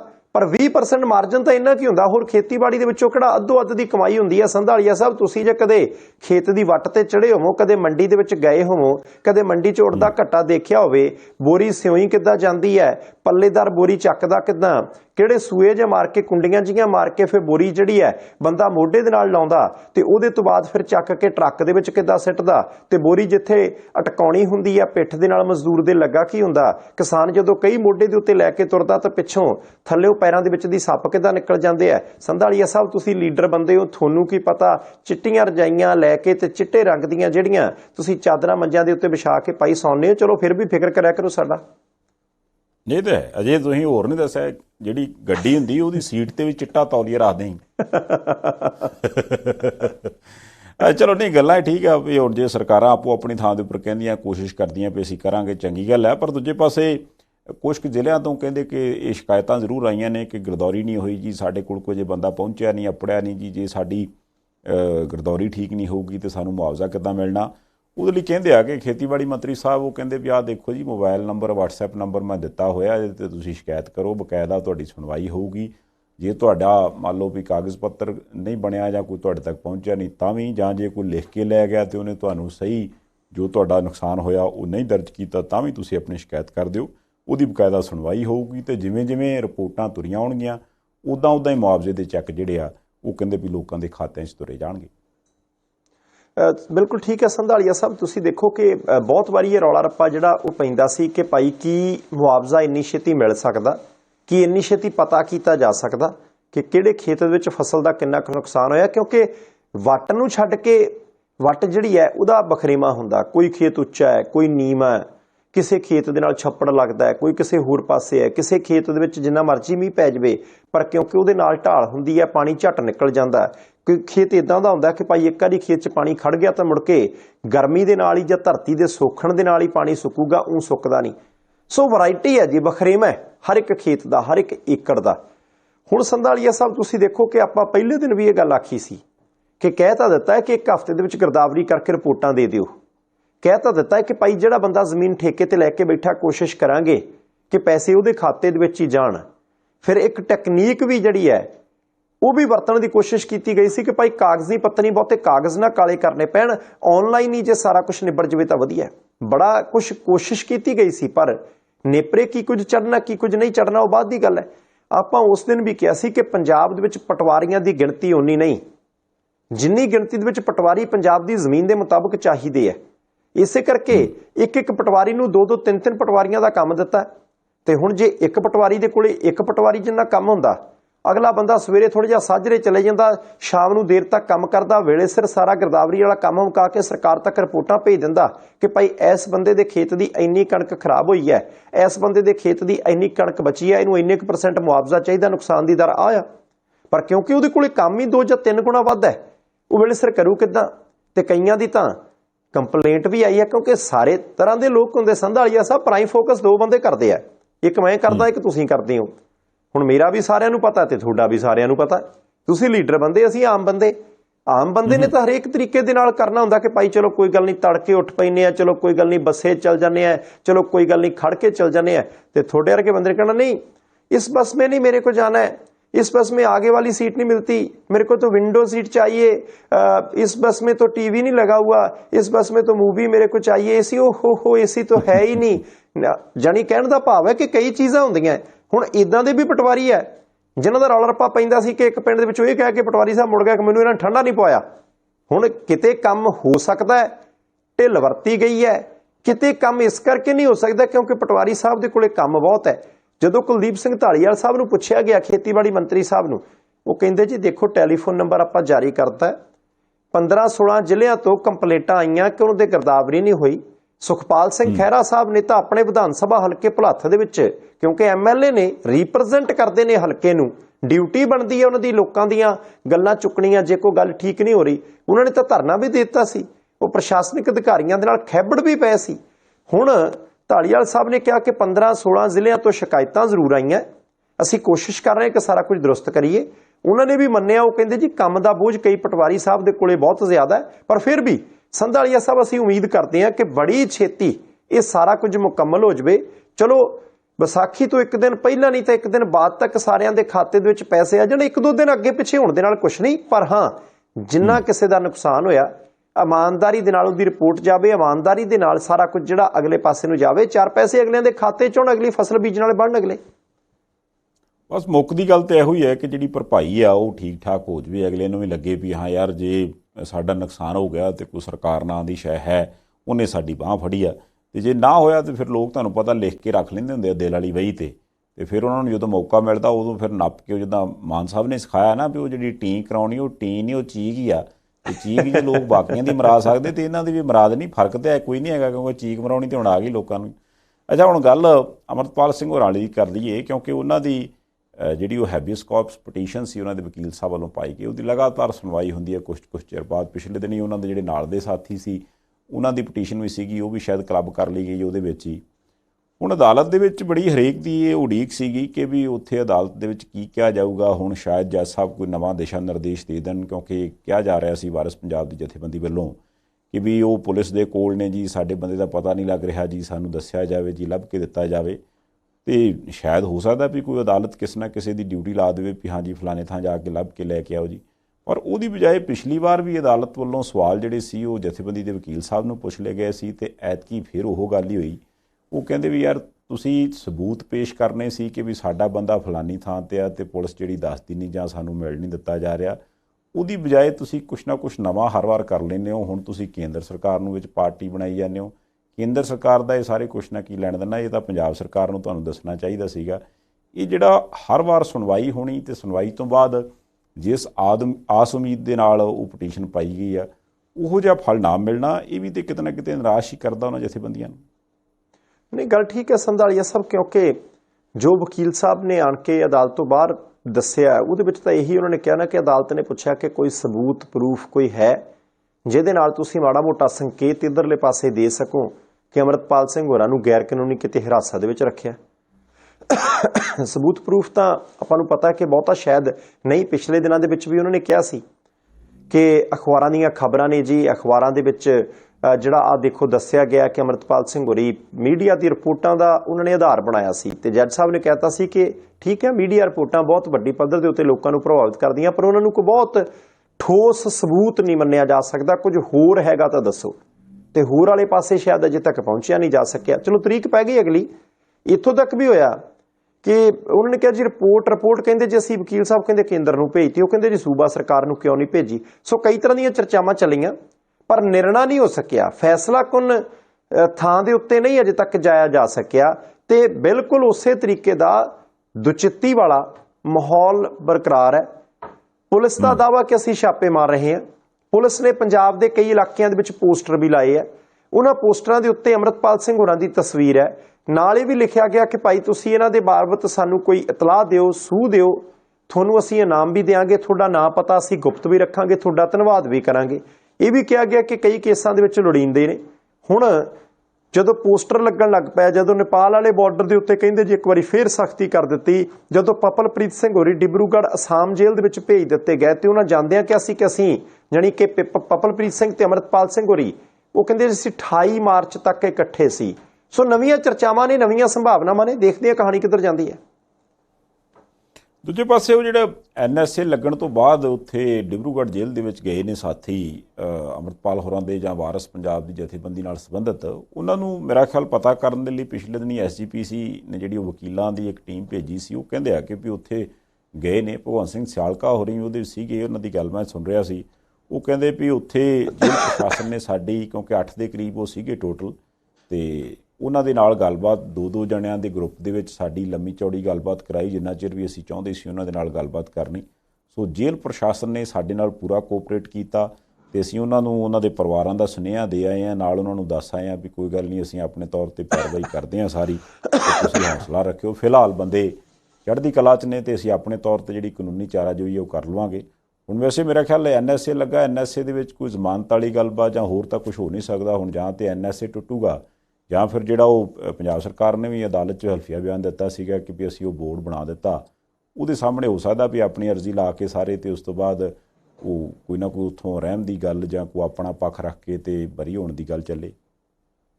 ਦੇਖੋ ਸੰਧਾਲੀਆ ਸਾਹਿਬ, ਮੈਨੂੰ ਲੱਗਦਾ ਕਿ ਇਹ ਬਹੁਤ ਪੋਜ਼ਿਟਿਵ ਚੀਜ਼ ਹੋਈ ਹੈ, ਹਾਂ ਪੱਖੀ ਚੀਜ਼ ਹੋਈ ਹੈ ਇਸ ਸਮੁੱਚੇ ਮਾਮਲੇ ਦੇ ਵਿੱਚ, ਕਿਉਂਕਿ ਆਪਾਂ ਨੂੰ ਪਤਾ ਹੈ ਕਿ ਭਾਰਤ ਦੇ ਵਿੱਚ ਬਹੁਤ ਸਾਰੇ ਲੋਕਾਂ ਦੇ ਉੱਤੇ ਦੋਸ਼ ਲੱਗਦੇ ਰਹੇ ਹੈ, ਕੇਸ ਪਰਚੇ ਦਰਜ ਹੁੰਦੇ ਰਹੇ ਹੈ, ਮੁੜ ਕੇ ਮਾਮਲਾ ਅਦਾਲਤ ਦੇ ਵਿੱਚ ਜਾਂਦਾ ਹੈ, ਤੇ ਬਹੁਤ ਸਾਰੇ ਲੋਕਾਂ ਦੇ ਉੱਤੇ ਦੋਸ਼ ਸਾਬਿਤ ਹੁੰਦੇ ਰਹੇ ਤੇ ਉਹਨਾਂ ਨੂੰ ਕੈਦ ਹੁੰਦੀ ਰਹੀ ਹੈ। ਪਰ ਐਸੇ ਲੋਕਾਂ ਦੀ ਵੀ ਕਾਫੀ ਗਿਣਤੀ ਹੈ ਜਿਨ੍ਹਾਂ ਦੇ ਉੱਤੇ ਦੋਸ਼ ਲੱਗਦੇ ਰਹੇ ਆ, ਜਿੱਥੇ ਪਰਚੇ ਹੁੰਦੇ ਰਹੇ ਆ, ਬਾਅਦ ਵਿੱਚ ਅਦਾਲਤਾਂ ਦੇ ਵਿੱਚ ਕੰਮ ਚੱਲਦਾ ਰਿਹਾ, ਪਰ ਉਹ ਬੰਦੇ ਕਈ ਮਹੀਨੇ, ਕਈ ਸਾਲ ਜੇਲ੍ਹਾਂ ਦੇ ਵਿੱਚ ਬੰਦ ਰਹਿਣ ਤੋਂ ਬਾਅਦ ਬਰੀ ਹੋਏ ਆ। ਉਹਨਾਂ ਦੇ ਉੱਤੇ ਦੋਸ਼ ਨਹੀਂ ਸੀ ਸਾਬਿਤ ਹੁੰਦਾ। ਉਹਨਾਂ ਦੀ ਜ਼ਿੰਦਗੀ ਦੇ ਅਹਿਮ ਸਾਲ, ਅਹਿਮ ਮਹੀਨੇ ਜੇਲ੍ਹਾਂ ਦੇ ਵਿੱਚ ਕੱਟ ਹੁੰਦੇ ਰਹੇ ਆ। ਇਹ ਇੱਕ ਨਹੀਂ, ਇੱਕ ਤੋਂ ਵੱਧ ਦਰਜਨਾਂ ਤੋਂ ਵੱਧ ਸੈਂਕੜੇ ਉਦਾਹਰਨਾਂ ਜੇ ਆਪਾਂ ਸਾਰੇ ਕੇਸਾਂ ਦਾ ਹਿਸਾਬ ਕਿਤਾਬ ਲਾ ਕੇ ਉਹਨਾਂ ਨੂੰ ਚੰਗੇ ਤਰੀਕੇ ਘੋਖੀਏ, ਵਿਚਾਰੀਏ, ਪੜਤਾਲੀਏ। ਇਸ ਕੇਸ ਦੇ ਵਿੱਚ ਵੀ ਨੈਸ਼ਨਲ ਸਿਕਿਉਰਿਟੀ ਐਕਟ ਲੱਗਾ, ਇਸ ਕੇਸ ਦੇ ਵਿੱਚ ਵੀ ਬਹੁਤ ਸਾਰੇ ਦੋਸ਼ ਲੱਗੇ ਹੋਣਗੇ, ਪਰ ਉਹ ਮਾਨਯੋਗ ਜੱਜ ਸਾਹਿਬ ਦੇ ਸਾਹਮਣੇ ਜਾ ਕੇ ਫੈਸਲਾ ਹੋਣਾ ਕਿ ਉਹ ਦੋਸ਼ ਸਾਬਿਤ ਹੁੰਦੇ ਆ ਕਿ ਨਹੀਂ ਹੁੰਦੇ। ਜੇ ਵਕੀਲ ਸਾਹਿਬ ਦੀ ਟੀਮ ਜਿਹੜੀ ਹੈ, ਸਿਆਲਕਾ ਸਾਹਿਬ, ਮਨਦੀਪ ਸਿੰਘ ਸਿੱਧੂ, ਇੱਕ ਹੋਰ ਐਡਵੋਕੇਟ ਸਾਹਿਬ ਨੇ, ਜੇ ਉਹਨਾਂ ਦੀ ਟੀਮ ਨੂੰ ਨਾ ਮਿਲਣ ਦਿੱਤਾ ਜਾਂਦਾ ਜਾਂ ਥੋੜਾ ਸਮਾਂ ਮਿਲਣ ਦਿੱਤਾ ਜਾਂਦਾ ਤਾਂ ਸਵਾਲ ਹੋਰ ਬਹੁਤ ਸਾਰੇ ਖੜ ਜਾਣੇ ਸੀ। ਪਰ ਆ ਬਹੁਤ ਚੰਗਾ ਹੋਇਆ, ਕਿਉਂਕਿ ਖੁਦ ਜੀ ਐਡਵੋਕੇਟ ਭਗਵੰਤ ਸਿੰਘ ਸਿਆਲਕਾ, ਜਿਨ੍ਹਾਂ ਦੀ ਡਿਊਟੀ ਸ਼੍ਰੋਮਣੀ ਗੁਰਦੁਆਰਾ ਪ੍ਰਬੰਧਕ ਕਮੇਟੀ ਨੇ ਲਾਈ ਹੈ, ਸ਼੍ਰੀ ਅਕਾਲ ਤਖਤ ਸਾਹਿਬ ਦੇ ਕਾਰਜਕਾਰੀ ਜਥੇਦਾਰ ਸਾਹਿਬ ਨੇ ਕਿਹਾ ਸੀ ਕਿ ਭਾਈ ਜਾ ਕੇ ਕੇਸਾਂ ਦੀ ਪੈਰਵਾਈ ਕਰੋ। ਉਹ ਗਏ ਤੇ ਜੀ ਉਹ ਆਣ ਕੇ ਕਹਿੰਦੇ ਆ ਕਿ ਜਿੰਨੇ ਬੰਦੇ ਅੰਦਰ ਨੇ 2-2 ਦੀ ਗਿਣਤੀ ਦੇ ਵਿੱਚ ਗਰੁੱਪ ਦੇ ਵਿੱਚ ਸਾਨੂੰ ਮਿਲਾਇਆ ਗਿਆ ਤੇ ਖੁੱਲ ਕੇ ਗੱਲਾਂ ਕਰਨ ਦਿੱਤੀਆਂ, ਇਹ ਨਹੀਂ ਕਿ 2 ਮਿੰਟ 4 ਮਿੰਟ 5 ਮਿੰਟ, ਕਿਉਂਕਿ ਵਕੀਲ ਸਾਹਿਬ ਗਏ, ਉਹਨਾਂ ਨੇ ਸਾਰੀ ਗੱਲ ਪੁੱਛੀ ਹੋਏਗੀ ਕਿ ਤੁਹਾਡਾ ਕਿਸੇ ਕੇਸ ਦੇ ਨਾਲ ਕੋਈ ਲੈਣਾ ਦੇਣਾ, ਕੋਈ ਕਾਨੂੰਨੀ, ਕੋਈ ਗੈਰ ਕਾਨੂੰਨੀ, ਕੋਈ ਕਾਗਜ਼ ਪੱਤਰ, ਕੋਈ ਆਰਗੂਮੈਂਟ ਤੁਹਾਨੂੰ ਕਿੱਥੋਂ ਫੜਿਆ, ਕਿਵੇਂ ਫੜਿਆ, ਪੁੱਛਗਿੱਛ ਦੇ ਵਿੱਚ ਕੀ ਹੋਇਆ, ਤੁਸੀਂ ਕੀ ਦੱਸਿਆ, ਬਿਆਨ ਕੀ ਦਿੱਤੇ, ਆਪਾਂ ਕਿੱਧਰ ਨੂੰ ਚੱਲਣਾ। ਬਹੁਤ ਵਧੀਆ ਹੋਇਆ। ਘੱਟੋ ਘੱਟ ਇਧਰਲੇ ਪਾਸੇ ਜਿਹਨਾਂ ਦੇ ਪਰਿਵਾਰਕ ਮੈਂਬਰ ਬੈਠੇ ਆ, ਜਿਹੜੇ ਕਹਿੰਦੇ ਜੀ ਸਾਡੇ ਨਾਲ ਕੋਈ ਸੰਪਰਕ ਹੀ ਨਹੀਂ ਹੋਇਆ ਦੁਬਾਰਾ, ਹੁਣ ਵਕੀਲ ਸਾਹਿਬ ਦੀ ਟੀਮ ਜਿਹੜੀ ਹੈ ਉਹ ਆਣ ਕੇ ਉਹਨਾਂ ਦੇ ਪਰਿਵਾਰਕ ਮੈਂਬਰਾਂ ਨੂੰ ਵੀ ਦੱਸੂ ਕਿ ਭਾਈ ਅਸੀਂ ਮਿਲ ਕੇ ਆਏ ਆ, ਸਾਡੀ ਮੁਲਾਕਾਤ ਹੋਈ ਆ, ਉਹਨਾਂ ਦੀ ਸਿਹਤ ਇਦਾਂ ਦੀ ਆ, ਮਾਨਸਿਕ ਤੌਰ ਦੇ ਉੱਤੇ ਇਸ ਸਥਿਤੀ ਦੇ ਵਿੱਚ ਨੇ। ਕਿਉਂਕਿ ਜਿਸ ਦਿਨ ਮੁਲਾਕਾਤ ਹੋਈ ਸੀ ਸਿਆਲਕਾ ਸਾਹਿਬ ਤੇ ਮਨਦੀਪ ਸਿੰਘ ਸਿੱਧੂ ਹੋਰਾਂ ਦੀ ਤੇ ਤੀਸਰੇ ਐਡਵੋਕੇਟ ਸਾਹਿਬ ਦੀ ਇਹਨਾਂ ਨਾਲ, ਉਹਨਾਂ ਨੇ ਉਦੋਂ ਹੀ ਬਾਹਰ ਆ ਕੇ ਕਿਹਾ ਸੀ ਕਿ ਭਾਈ ਇੱਕ ਜੇਲ੍ਹ ਦੇ ਵਿੱਚ ਇੱਕ ਹਵਾਲਾਤੀ ਨੂੰ, ਜਿਹਦੇ ਉੱਤੇ ਨੈਸ਼ਨਲ ਸਿਕਿਉਰਿਟੀ ਐਕਟ ਲੱਗਾ ਹੁੰਦਾ, ਉਹਨੂੰ ਜੇਲ੍ਹ ਦੇ ਵਿੱਚ ਜਿੱਦਾਂ ਦਾ ਵਿਵਹਾਰ ਚਾਹੀਦਾ, ਜਿੱਦਾਂ ਦੇ ਉਹਦੇ ਕੁਝ ਅਧਿਕਾਰ ਹੁੰਦੇ ਆ, ਉਹ ਅਧਿਕਾਰ ਉਹਨਾਂ ਨੂੰ ਮਿਲ ਰਹੇ ਆ, ਉਹ ਕੋਈ ਵਾਧੂ ਪਰੇਸ਼ਾਨੀ ਦੇ ਵਿੱਚ ਨਹੀਂ ਹੈਗੇ। ਤੇ ਉਹਦੇ ਤੋਂ ਥੋੜਾ ਜਿਹਾ ਸੁੱਖ ਦਾ ਸਾਹ ਆਇਆ ਸੀ ਕਿ ਚਲੋ ਠੀਕ ਹੈ, ਨਹੀਂ ਤਾਂ ਜੇ ਬਾਹਰ ਆ ਕੇ ਬਿਆਨ ਇਦਾਂ ਦਾ ਆਵੇ ਜੀ ਉਹ ਤਾਂ ਤੰਗ ਬਹੁਤ ਨੇ, ਪਰੇਸ਼ਾਨ ਬਹੁਤ ਨੇ, ਫਿਰ ਮਾਹੌਲ ਜਿਹੜਾ ਹੋਰ ਤਰੀਕੇ ਦਾ ਹੋ ਜਾਂਦਾ। ਚੰਗਾ ਹੋਇਆ ਵਕੀਲ ਸਾਹਿਬ ਦੇ ਨਾਲ ਉਹਨਾਂ ਦੀ ਮੁਲਾਕਾਤ ਹੋਈ ਹੈ, ਚੰਗੀ ਗੱਲ ਹੈ ਕਿ ਉਹਨਾਂ ਨੂੰ ਕਾਨੂੰਨੀ ਸਹਾਇਤਾ ਮਿਲੂਗੀ, ਚੰਗੀ ਗੱਲ ਹੈ ਕਿ ਜੋ ਵੀ ਨੈਸ਼ਨਲ ਸਿਕਿਉਰਿਟੀ ਐਕਟ ਦੇ ਤਹਿਤ ਚਾਰਾਜੋਈ ਹੁਣ ਕੀਤੀ ਜਾ ਸਕਦੀ ਹੈ ਇਸ ਕੇਸ ਦੇ ਵਿੱਚ, ਉਹ 7-8 ਬੰਦਿਆਂ ਦੇ ਲਈ ਉਹ ਸਾਰਾ ਕੁਝ ਕੀਤਾ ਜਾਊਗਾ। ਪਰ ਹਾਂ, ਉਹ ਕੇਸ ਕਦੋਂ ਚੱਲੂਗਾ, ਕਦੋਂ ਜ਼ਮਾਨਤ ਹੋਏਗੀ, ਕੀ ਹੋਏਗਾ, ਕਿੱਧਰਲੇ ਪਾਸੇ ਨੂੰ ਹੈ, ਦੋਸ਼ ਕੀ ਲੱਗਦੇ ਆ, ਚਲਾਨ ਚਾਰਜਸ਼ੀਟ ਕਦੋਂ ਪੇਸ਼ ਹੋਏਗੀ, ਉਹ ਗੱਲਾਂ ਅਜੇ ਬਾਅਦ ਦੀਆਂ ਨੇ। ਸੋ ਕੁੱਲ ਮਿਲਾ ਕੇ ਇਹ ਆ ਜੀ ਕਿ ਸਿਵਾਏ ਅੰਮ੍ਰਿਤਪਾਲ ਸਿੰਘ ਤੋਂ ਹੋਰ ਕੋਈ ਬਹੁਤੇ ਨਾਮੀ ਬੰਦੇ ਦਾ ਨਾਂ ਫਿਲਹਾਲ ਪੁਲਿਸ ਵਾਲੇ ਪਾਸੋਂ ਸਾਹਮਣੇ ਨਹੀਂ ਆ ਰਿਹਾ, ਜਿਹਦੇ 'ਚ ਉਹ ਕਹਿੰਦੇ ਆ ਕਿ ਵੀ ਸਾਨੂੰ ਲੋੜ ਆ ਜਾਂ ਲੋੜੀਂਦਾ ਬੰਦਾ ਜਾਂ ਅਸੀਂ ਭਾਲ ਕਰ ਰਹੇ ਹਾਂ। ਹੁਣ ਸਿਰਫ ਤੇ ਸਿਰਫ ਅੰਮ੍ਰਿਤਪਾਲ ਸਿੰਘ ਹੋਰੀ ਰਹਿ ਗਏ ਨੇ, ਉਹਨਾਂ ਦੇ ਪੋਸਟਰ ਵੀ ਲਾਏ ਨੇ, ਨਾਲ ਇਨਾਮੀ ਰਾਸ਼ੀ ਦਾ ਜ਼ਿਕਰ ਵੀ ਹੈਗਾ ਪੁਲਿਸ ਵਾਲੇ ਪਾਸਿਓਂ।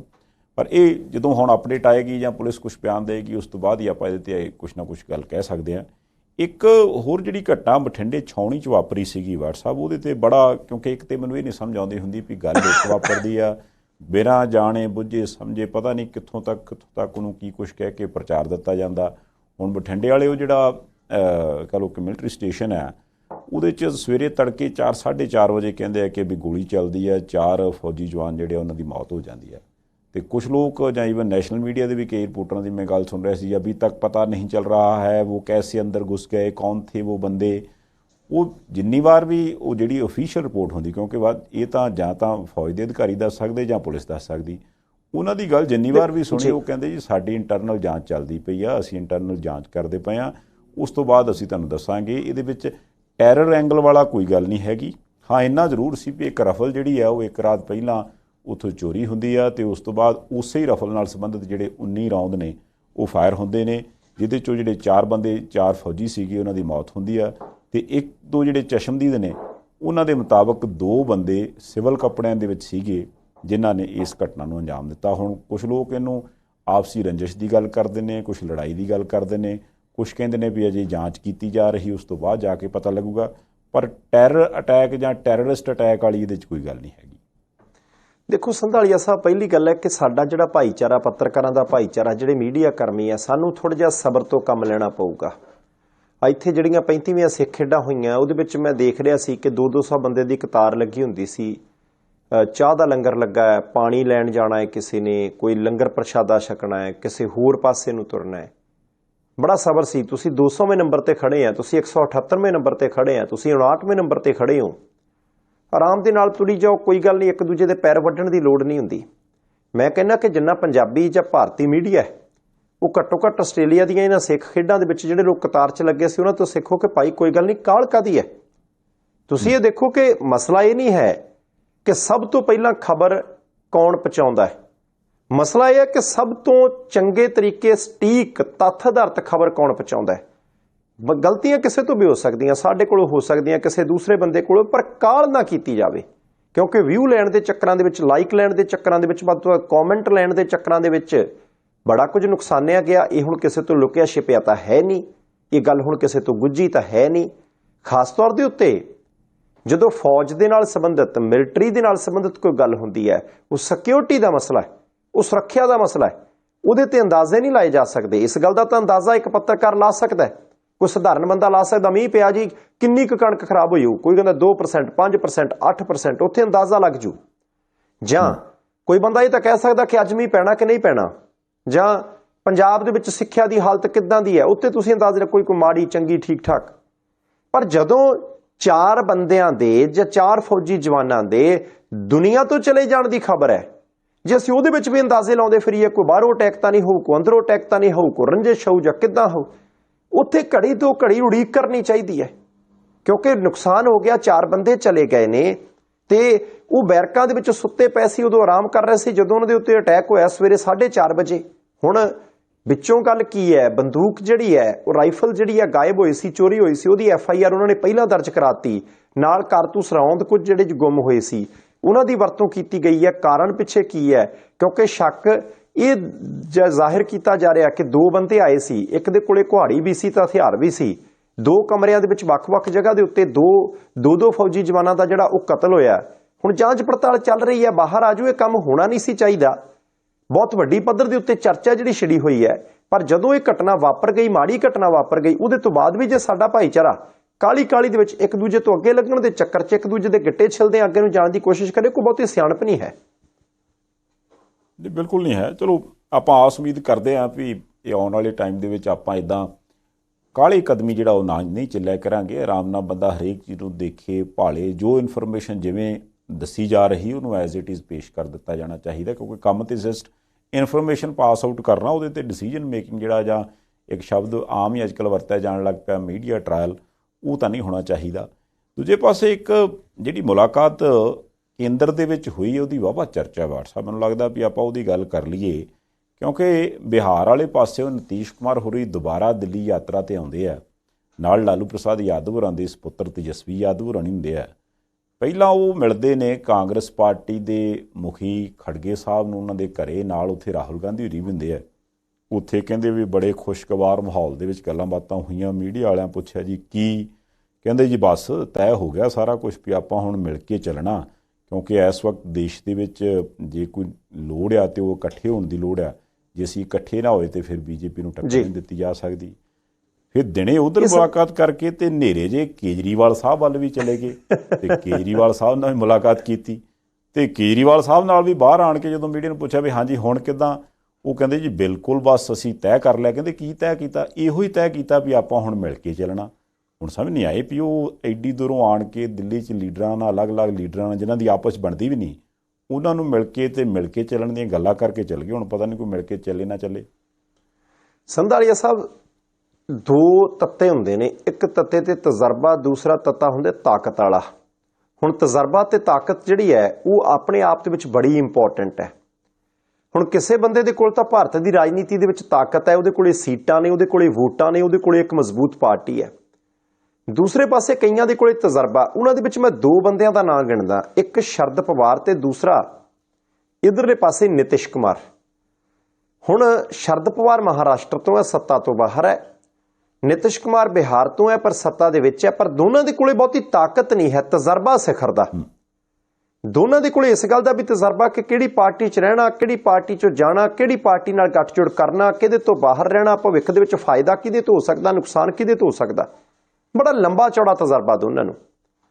ਤੇ ਦੋਵੇਂ ਹੀ ਜੇ ਭਲਕ ਨੂੰ ਕਿਤੇ ਕੋਈ ਬੰਦਾ ਆਖੇ ਕਿ ਆ ਜਾਓ ਤੁਹਾਨੂੰ ਪ੍ਰਧਾਨ ਮੰਤਰੀ ਬਣਾਈਏ, ਆ ਜਾਓ ਤੁਹਾਨੂੰ ਕੇਂਦਰ ਦੇ ਵਿੱਚ ਵੱਡੀਆਂ ਪਦਵੀਆਂ ਦਈਏ, ਤੇ ਨਾ ਮੈਨੂੰ ਲੱਗਦਾ ਕਿ ਦੋਨਾਂ ਤੋਂ ਹੀ ਨਹੀਂ ਹੋਣੀ। ਦੋਵੇਂ ਬੰਦੇ ਜਿਹੜੇ ਹੈ ਉਹ ਰਾਜਨੀਤਿਕ ਤੌਰ ਦੇ ਉੱਤੇ ਬੜੇ ਪੁਰਾਣੇ ਨੇ, ਕੜੇ ਹੋਏ ਦੁੱਧ ਵਰਗੇ ਨੇ। ਨਿਤਿਸ਼ ਕੁਮਾਰ ਆਪਣੇ ਸੂਬੇ ਦੇ ਵਿੱਚ ਵੀ ਉਹ 3ਰੇ ਨੰਬਰ ਦੀ ਪਾਰਟੀ ਤੇ ਆ। ਸਭ ਤੋਂ ਵੱਡੀ ਪਾਰਟੀ ਉੱਥੇ ਭਾਜਪਾ ਹੈ ਬਿਹਾਰ 'ਚ। 2ਰੇ ਨੰਬਰ ਦੇ ਉੱਤੇ ਤੇਜਸਵੀ ਯਾਦਵ ਦੀ ਹੈ ਰਾਸ਼ਟਰੀ ਜਨਤਾ ਦਲ। 3ਰੇ ਨੰਬਰ ਦੇ ਉੱਤੇ ਨਿਤਿਸ਼ ਕੁਮਾਰ ਦੀ ਪਾਰਟੀ ਆਉਂਦੀ ਹੈ ਜਨਤਾ ਦਲ ਯੂਨਾਈਟਿਡ। ਤੇ ਨਿਤਿਸ਼ ਕੁਮਾਰ ਦਾ ਕੋਈ ਪਤਾ ਥੋੜੀ ਲੱਗਦਾ ਹੁੰਦਾ ਕਿ ਉਹ ਅੱਜ ਕਿਹਦੇ ਨਾਲ ਹੈ ਤੇ ਕੱਲ ਨੂੰ ਕਿਹਦੇ ਨਾਲ ਹੈ। ਹੁਣ ਨਿਤਿਸ਼ ਕੁਮਾਰ ਦਾ ਸਰਦਾ ਕਿੱਦਾਂ? ਬੀਜੇਪੀ ਦੇ ਨਾਲ ਅੱਜ ਕੱਲ ਉਹਦੀ ਹੈ ਨਹੀਂ ਬਹੁਤੀ। ਬੀਜੇਪੀ ਨਾਲ ਤਾਂ ਸਰਕਾਰ ਤੋੜ ਕੇ ਉਹਨੇ ਤੇਜਸਵੀ ਯਾਦਵ ਨਾਲ ਸਾਂਝੀ ਸਰਕਾਰ ਬਣਾ ਕੇ ਮੁੱਖ ਮੰਤਰੀ ਬਣਿਆ। ਹਾਲਾਂਕਿ ਨਿਤਿਸ਼ ਕੁਮਾਰ ਦੇ ਬਹੁਤ ਸਾਰੇ ਬਿਆਨ ਇਹ ਆਉਂਦੇ ਆ, ਮੈਂ ਹੁਣ ਅਗਲੀ ਵਾਰੀ ਮੁੱਖ ਮੰਤਰੀ ਵੀ ਨਹੀਂ ਬਣਨਾ, ਇਹ ਤੇਜਸਵੀ ਯਾਦਵ ਠੀਕ ਹੈ, ਮੈਂ ਪ੍ਰਧਾਨ ਮੰਤਰੀ ਵੀ ਨਹੀਂ ਬਣਨਾ, ਮੈਂ ਨਹੀਂ ਕੁਝ ਬਣਨਾ।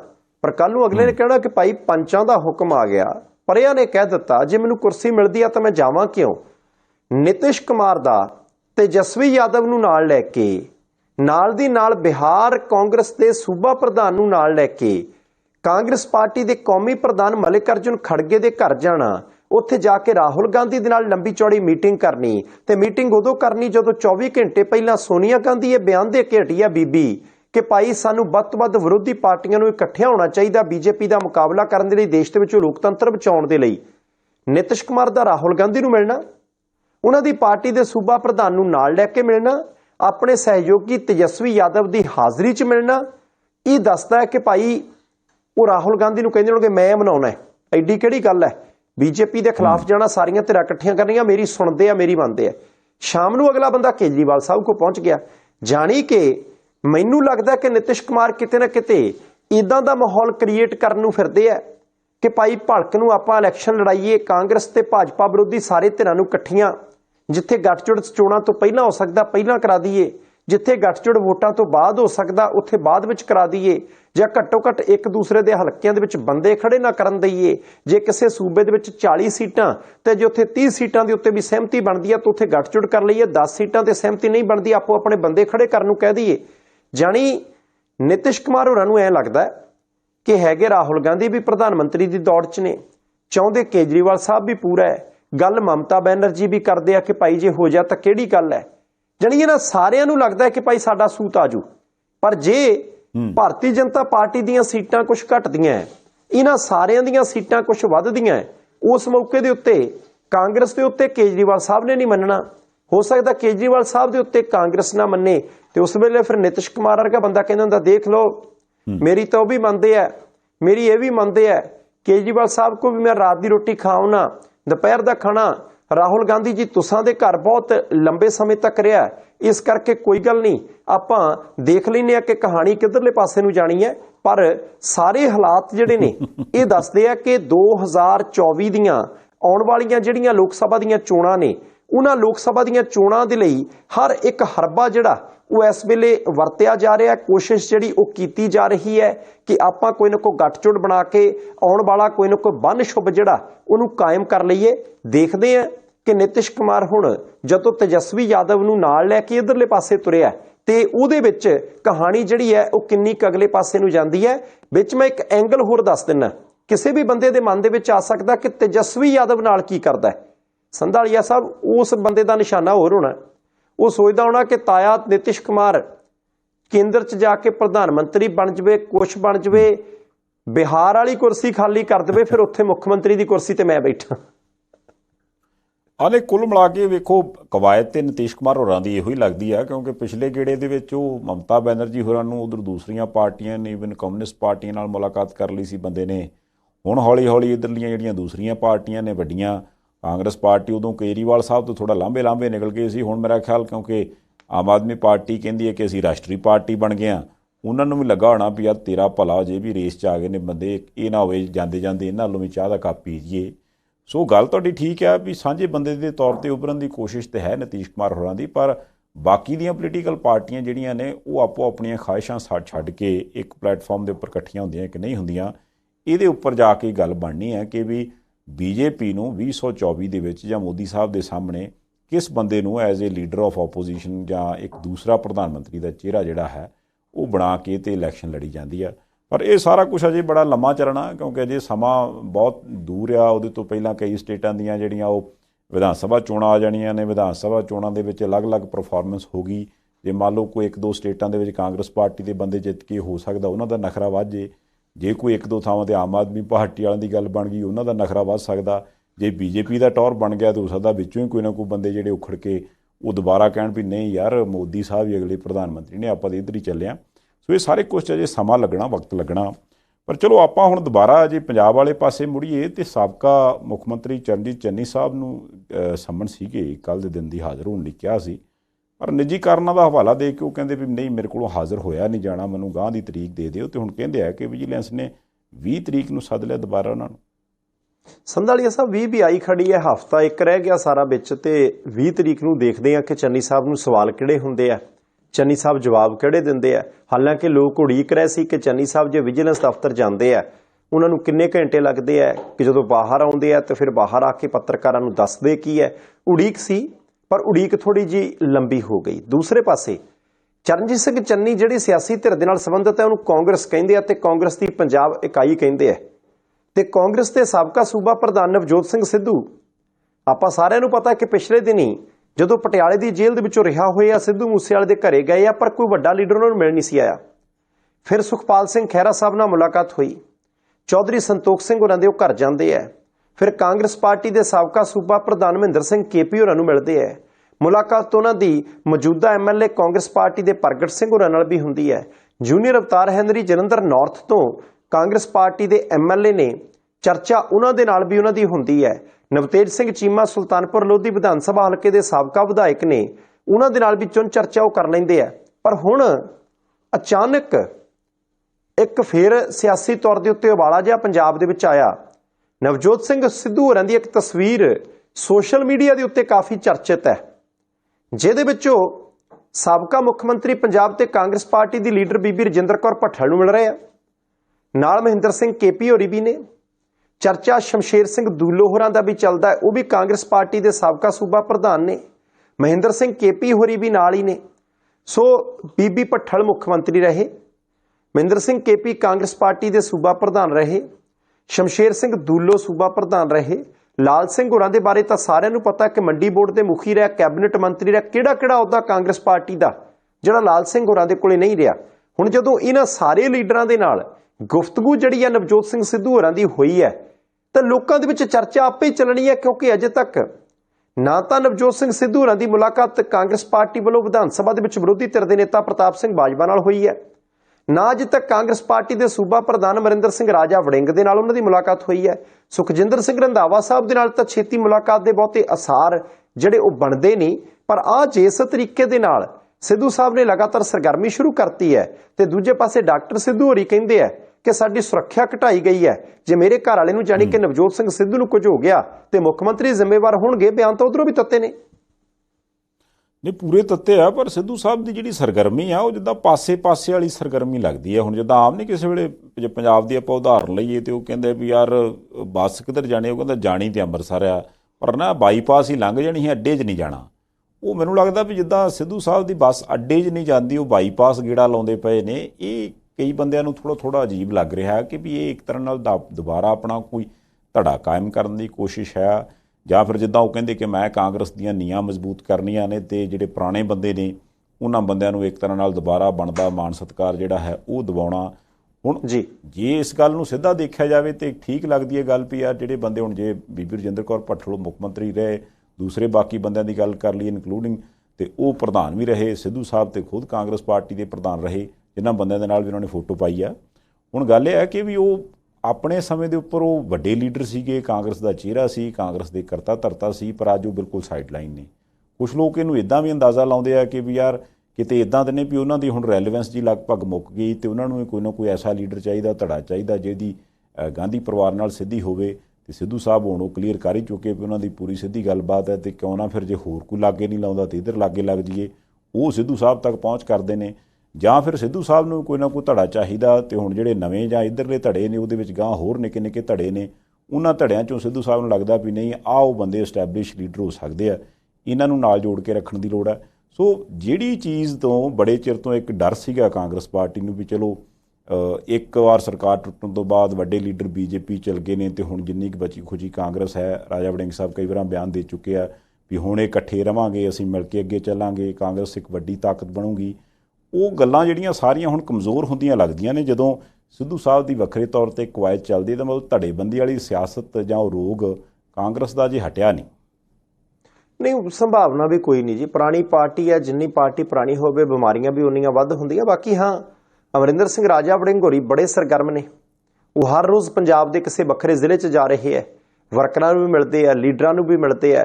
ਉਹਨਾਂ ਦੇ ਕੰਮ ਕਰਨ ਦਾ ਇੱਕ ਆਪਣਾ ਤਰੀਕਾ ਹੈ, ਕਿਉਂਕਿ ਸਿੱਧੂ ਸਾਹਿਬ ਜਿਸ ਤਰੀਕੇ ਠੋਕ ਬਚਾ ਕੇ ਆਪਣਾ ਬਿਆਨ ਦਿੰਦੇ ਹੁੰਦੇ ਆ, ਵਰਕਰਾਂ ਨੂੰ ਮੋਟੀਵੇਟ ਕਰਦੇ ਹੁੰਦੇ ਆ, ਰਾਜਾ ਵੜਿੰਗ ਹੋਰੀ ਸਿੱਧਾ ਉਹਨਾਂ ਦੇ ਘਰੀਂ ਜਾ ਕੇ ਸਾਰਿਆਂ ਨੂੰ ਹੱਥ ਮਿਲਾ ਕੇ ਉਹਨਾਂ ਦੇ ਵਿੱਚ ਬੈਠ ਕੇ ਉਹਨਾਂ ਦੇ ਹੱਕ 'ਚ ਗੱਲ ਕਰਕੇ, ਸੋ ਦੋਨਾਂ ਦਾ ਆਪੋ ਆਪਣਾ ਅਲੱਗ ਤਰੀਕਾ ਹੈ। ਦੇਖਦੇ ਹਾਂ ਕਿ ਕਹਾਣੀ ਕਿੱਧਰਲੇ ਪਾਸੇ ਜਾਂਦੀ ਹੈ।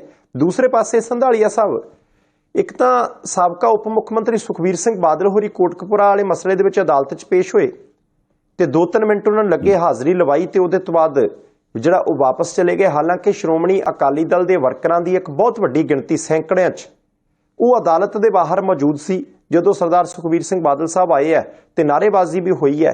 ਪਰ 2-3 ਮਿੰਟ ਅੰਦਰ ਲੱਗੇ ਕਿਉਂਕਿ ਵੱਡੇ ਬਾਦਲ ਸਾਹਿਬ ਨੂੰ ਤਾਂ ਹਾਜ਼ਰੀ ਤੋਂ ਛੂਟ ਮਿਲੀ ਹੈ, ਉਹ ਆਉਂਦੇ ਆ ਨਹੀਂ ਆਉਂਦੇ ਅਦਾਲਤ ਨੂੰ ਕੋਈ ਫਰਕ ਨਹੀਂ ਪੈਂਦਾ, ਪਰ ਸਰਦਾਰ ਸੁਖਬੀਰ ਸਿੰਘ ਬਾਦਲ ਹੋਰੀ ਆਏ। ਦੂਸਰਾ, ਇੱਕ ਹੋਰ ਟੋਲ ਪਲਾਜ਼ਾ ਸਮਾਣੇ ਵਾਲਾ ਸੰਧਾਲੀਆ ਸਾਹਿਬ, ਉਹ ਬੰਦ ਕਰਵਾ ਦਿੱਤਾ ਮੁੱਖ ਮੰਤਰੀ ਪੰਜਾਬ ਭਗਵੰਤ ਮਾਨ ਹੋਰਾਂ ਨੇ। ਉਹ ਕਹਿੰਦੇ ਜੀ ਦੇਖੋ 2013 'ਚ ਵੀ ਬੰਦ ਹੋ ਸਕਦਾ ਸੀ, 2018 'ਚ ਵੀ ਬੰਦ ਹੋ ਸਕਦਾ ਸੀ, ਪਰ ਸਮੇਂ ਦੀਆਂ ਹਕੂਮਤਾਂ ਨੇ ਬੰਦ ਨਹੀਂ ਕੀਤਾ। ਆ ਸਾਡੇ ਕੋਲੇ ਮਸਲਾ ਆਇਆ ਤੇ ਅਸੀਂ ਕਹਿੰਦੇ ਜੀ ਝੱਟ ਬੰਦ ਕਰ ਦਿੱਤਾ, ਲੱਖਾਂ ਰੁਪਈਆ ਇਲਾਕੇ ਦੇ ਲੋਕਾਂ ਦਾ ਰੋਜ਼ ਬਚੂਗਾ।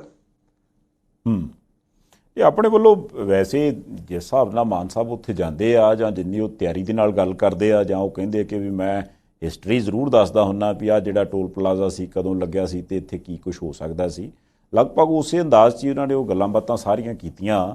ਤੇ ਜਿੱਦਾਂ ਉਹਨਾਂ ਕਿਹਾ ਵੀ 16 ਸਾਲ ਦਾ ਗਾਂ ਕਹਿ ਲਓ ਐਗਰੀਮੈਂਟ ਹੋ ਗਿਆ ਤੇ ਉਸ ਐਗਰੀਮੈਂਟ ਦੇ ਵਿੱਚ ਵੀ ਕਈ ਮਦਾਂ ਸੀ ਜਿਨ੍ਹਾਂ ਨੂੰ ਇਹ ਕੰਪਨੀ ਨੇ ਨਹੀਂ ਓਬੇ ਕੀਤਾ ਤੇ ਸਰਕਾਰ ਕੋਲੇ ਮੌਕਾ ਸੀ ਵੀ ਉਹ ਇਹਨਾਂ ਦਾ ਜਿਹੜਾ ਉਹ ਬੰਦ ਕਰਵਾ ਦਿੰਦੇ ਟੋਲ ਪਲਾਜ਼ਾ, ਪਰ ਉਹਨਾਂ ਨੇ ਨਹੀਂ ਕਰਵਾਇਆ। ਇਸ਼ਾਰਾ ਉਹਨਾਂ ਨੇ ਜ਼ਰੂਰ ਕੁਛ ਇਸ ਤਰ੍ਹਾਂ ਕਰਕੇ ਕੀਤਾ, ਉਹ ਪਤਾ ਨਹੀਂ ਹੁਣ ਖਜ਼ਾਨੇ ਦਾ ਸੀ ਜਾਂ ਆਪਣੀ ਜੇਬ ਦਾ ਸੀ, ਕਿਸ ਪਾਸੇ ਉਹਨਾਂ ਦਾ ਉਹ ਇਸ਼ਾਰਾ ਸੀਗਾ। ਪਰ ਜਦੋਂ ਉਹਨਾਂ ਕਿਹਾ ਕਿ ਵੀ ਇਹ ਕੰਪਨੀਆਂ ਅਦਾਲਤਾਂ 'ਚ ਵੀ ਜਾਂਦੀਆਂ ਨੇ ਤੇ ਅਸੀਂ ਵੱਡੇ ਵਕੀਲ ਸਾਹਮਣੇ ਖੜੇ ਕਰਕੇ ਤੇ ਅਸੀਂ ਕਿਹਾ ਵੀ ਨਹੀਂ ਵੀ ਲੋਕਾਂ ਦਾ ਜਿਹੜਾ ਪੈਸਾ ਉਹ ਅਸੀਂ ਇਸ ਤਰ੍ਹਾਂ ਬਰਬਾਦ ਨਹੀਂ ਹੋਣ ਦੇਣਾ ਤੇ ਅਸੀਂ ਬੰਦ ਕਰਾਤਾ, ਤੇ ਜਦੋਂ ਤੱਕ ਸਾਡੀ ਸਰਕਾਰ ਰਹਿਣੀ ਆ ਉਦੋਂ ਤੱਕ ਪੰਜਾਬ ਤੁਹਾਨੂੰ ਟੋਲ ਪਲਾਜ਼ਾ ਤੋਂ ਮੁਕਤ ਮਿਲੂਗਾ। ਸੋ ਅਸੀਂ ਆਸ ਕਰਦੇ ਹਾਂ ਵੀ ਜੇ ਉਹ ਉਹਨਾਂ ਨੂੰ ਲੱਗਦਾ ਵੀ ਇਮਾਨਦਾਰੀ ਨਾਲ ਅਸੀਂ ਲੱਗੇ ਹਾਂ ਤੇ ਅਸੀਂ ਇਹ ਸਾਰਾ ਕੁਝ ਕਰ ਰਹੇ, ਚੰਗੀ ਗੱਲ ਆ। ਪਰ ਇਸ ਗੱਲ ਦਾ ਜ਼ਰੂਰ ਖਿਆਲ ਰੱਖਿਆ ਜਾਵੇ ਵੀ ਜੇ ਟੋਲ ਪਲਾਜ਼ੇ ਹਟ ਜਾਣ ਤੇ ਇਹ ਨਾ ਹੋਵੇ ਜਿੱਦਾਂ ਪਹਿਲੀਆਂ ਸੜਕਾਂ ਹੁੰਦੀਆਂ ਸੀ ਵੀ ਟੋਇਆਂ 'ਚ ਸੜਕ ਹੁੰਦੀ ਸੀ, ਉਹ ਕੁਛ ਹੀ ਦੁਬਾਰਾ ਹੋਣ ਲੱਗ ਪਵੇ। ਉਹਦੇ ਤੇ ਲੁੱਕ ਲੱਕ ਪਾਉਣ ਵਾਲਾ ਟਾਈਮ ਨਾਲ ਪ੍ਰਬੰਧ ਉਹ ਵੀ ਜ਼ਰੂਰ ਕੀਤਾ ਜਾਵੇ ਸਰਕਾਰ ਵੱਲੋਂ, ਕਿ ਨਹੀਂ? ਨਹੀਂ ਚਾਹੀਦਾ ਜੀ। ਉਹਦੇ ਫਿਰ ਜੇ ਤਾਂ ਸੜਕ ਬਣੀ ਆ ਨਾਲ ਹੀ ਟੁੱਟ ਕੇ ਬਜਰੀ ਕਿਤੇ, ਰੇਤਾ ਕਿਤੇ, ਮਿੱਟੀ ਕਿਤੇ, ਸੀਮੈਂਟ ਕਿਤੇ, ਲੁੱਕ ਕਿਤੇ, ਤਾਂ ਫਿਰ ਥੋੜਾ ਜਿਹਾ ਔਖਾ। ਕਈ ਵਾਰੀ ਮੁੜ ਕੇ ਨਿਆਣਿਆਂ ਦੇ ਖੇਡਣ ਦੇ ਕੰਮ ਆਉਂਦਾ ਹੁੰਦਾ ਸਾਰਾ ਕੁਝ। ਨਿਆਣੇ ਕਿਸੇ ਨੇ ਬਜਰੀ ਚੱਕੀ ਹੋਣੀ, ਕਿਸੇ ਨੇ ਲੁੱਕ ਦਾ ਟੁਕੜਾ ਚੱਕਿਆ ਹੋਣਾ, ਘਰ ਨੂੰ ਲਈ ਆਉਂਦੇ ਹੁੰਦੇ ਤੇ ਬੀਬੀਆਂ ਗਾਲਾਂ ਕੱਢਦੀਆਂ ਹੁੰਦੀਆਂ। ਉਮੀਦ ਕਰਦੇ ਆ ਕਿ ਇਦਾਂ ਨਹੀਂ ਹੋਊਗਾ। ਤੇ ਦੂਸਰਾ, ਮਿਨੋਰਟੀ ਕਮਿਸ਼ਨ ਦੇ ਇੱਕ ਮੈਂਬਰ ਸਾਹਿਬ ਪੰਜਾਬ ਦੇ ਵਿੱਚ 10 ਲੱਖ ਰੁਪਈਆ ਰਿਸ਼ਵਤ ਲੈਂਦੇ ਕਹਿੰਦੇ ਜੇ ਫੜੇ ਗਏ ਆ ਤੇ ਕਿਸੇ ਨੂੰ ਝਾਂਸਾ ਦਿੱਤਾ ਸੀ ਕਿ ਨੌਕਰੀ ਲਵਾ ਦੇਵਾਂਗੇ, ਭਰਤੀ ਕਰਾ ਦੇਵਾਂਗੇ, ਰੁਪਈਆ 10 ਲੱਖ ਮੰਗ ਲਿਆ। ਅਗਲੇ ਨੇ ਮੁੱਖ ਮੰਤਰੀ ਸਾਹਿਬ ਦੇ ਪੋਰਟਲ ਦੇ ਉੱਤੇ ਸੰਧਾਲੀਆ ਸਾਹਿਬ ਸ਼ਿਕਾਇਤ ਕਰਤੀ, ਉਹਨਾਂ ਨੇ ਜਾਂਚ ਕਰ ਲਈ, ਬੰਦਾ ਕਾਬੂ ਆ ਗਿਆ। ਤੁਸੀਂ ਦੇਖੋ ਕਿ ਜਿਨ੍ਹਾਂ ਨੇ ਇੱਕ ਖਾਸ ਵਰਗ ਉਹਨਾਂ ਦਾ ਧਿਆਨ ਰੱਖਣਾ ਹੁੰਦਾ, ਉਹਨਾਂ ਦੇ ਹਿੱਤਾਂ ਦੀ ਰੱਖਿਆ ਕਰਨੀ ਹੁੰਦੀ ਹੈ, ਜਦੋਂ ਉਹੀ ਦੂਜੇ ਪਾਸੇ ਨੂੰ ਵੱਧ ਜਾਵੇ ਫਿਰ ਬੰਦਾ ਜਾਊਗਾ ਕਿੱਧਰ? ਦੇਖੋ ਗੱਲ ਉਹੀ ਹੈ ਨਾ, ਮਿਨੋਰਿਟੀ ਦਾ ਮਤਲਬ ਹੋ ਗਿਆ ਘੱਟ ਗਿਣਤੀ। ਤੇ ਜੇ ਬੰਦੇ ਨੂੰ ਆਪਣੀ ਜੇਬ 'ਚ ਥੋੜਾ ਜਿਹਾ ਨੋਟਾਂ ਦੀ ਘੱਟ ਗਿਣਤੀ ਲੱਗਦੀ ਹੋਵੇ ਤੇ ਇੱਕ ਤਰੀਕਾ ਇੱਕ ਅੱਧਾ ਲੱਭੇ ਵੀ ਯਾਰ ਇੱਧਰੋਂ ਕੁਛ ਵਾਧਾ ਹੋ ਸਕਦਾ ਤੇ ਬੰਦਾ ਫਿਰ ਕੋਸ਼ਿਸ਼ ਤੇ ਕਰਦਾ ਹੀ ਆ। ਬਾਕੀ ਚਲੋ ਇਹ ਜੇ ਇਹਦੇ ਵਿੱਚ ਕੋਈ ਮਾੜੀ ਮੋਟੀ ਵੀ ਸੱਚਾਈ ਆ ਤੇ ਫਿਰ ਤੇ ਮਾੜੀ ਗੱਲ ਆ। ਤੇ ਜੇ ਮੰਨ ਲਓ ਵੀ ਇਹ ਵੈਸੇ ਕੋਈ ਝੂਠੇ ਇਲਜ਼ਾਮ ਨੇ ਜਾਂ ਕਿਸ ਤਰ੍ਹਾਂ ਵੈਸੇ ਕਿਸੇ ਨੇ ਫਸਾਉਣ ਦੀ ਕੋਸ਼ਿਸ਼ ਕੀਤੀ ਆ ਤੇ ਉਹ ਵੀ ਆਉਣ ਵਾਲੇ ਦਿਨਾਂ ਦੇ ਵਿੱਚ ਗੱਲ ਕਲੀਅਰ ਹੋ ਜਾਊਗੀ। ਆਪਾਂ ਤਾਂ ਇਹੀ ਕਹਿੰਦੇ ਆ ਵੀ ਯਾਰ ਜੋ ਵੀ ਕੰਮ ਹੈ ਉਹ ਇਮਾਨਦਾਰੀ ਨਾਲ ਹੋਵੇ, ਜਿਹਨੂੰ ਜੋ ਜ਼ਿੰਮੇਵਾਰੀ ਮਿਲਦੀ ਹੈ ਅਗਲਾ ਜੇ ਤਨਦੇਹੀ ਨਾਲ ਨਿਭਾਵੇ ਤੇ ਫਿਰ ਉਹਦਾ ਵੀ ਭਲਾ ਪਲੱਸ ਉਹ ਹੋਰ ਕਈਆਂ ਦਾ ਭਲਾ ਕਰ ਸਕਦਾ। ਪਰ ਜੇ ਕਰਨਾ ਚਾਹਵੇ ਤਾਂ ਇਹ ਜੇ ਬੜੀ ਮਾੜੀ ਹੈ, ਕਈ ਵਾਰ ਹੱਥ ਨਹੀਂ ਆਉਂਦੀ ਹੁੰਦੀ, ਪਰ ਆਪਣੇ ਹੁਣ ਜਾਣ ਦਾ ਵੇਲਾ ਹੋ ਗਿਆ। ਚਲੀਏ ਜੀ, ਬਹੁਤ ਸ਼ੁਕਰੀਆ ਸੰਧਾਲੀ ਸਾਹਿਬ, ਮਿਹਰਬਾਨੀ ਜੀ। ਲਓ ਜੀ, ਫਿਰ ਇਹਦੇ ਨਾਲ ਹੀ ਇਸ ਪ੍ਰੋਗਰਾਮ ਨੂੰ ਇੱਥੇ ਸਮਾਪਤ ਕਰਦੇ ਹਾਂ। ਤੁਸੀਂ ਆਪਣੀ ਫੀਡਬੈਕ ਭੇਜਦੇ ਰਹਿੰਦੇ ਹੋ, ਉਹਦੇ ਲਈ ਧੰਨਵਾਦੀ ਹਾਂ। ਦੇਖਦੇ ਰਹਿਣਾ ਪ੍ਰਾਈਮ ਏਸ਼ੀਆ TV, ਤੁਹਾਡਾ ਆਪਣਾ, ਤੁਹਾਡੇ ਲਈ।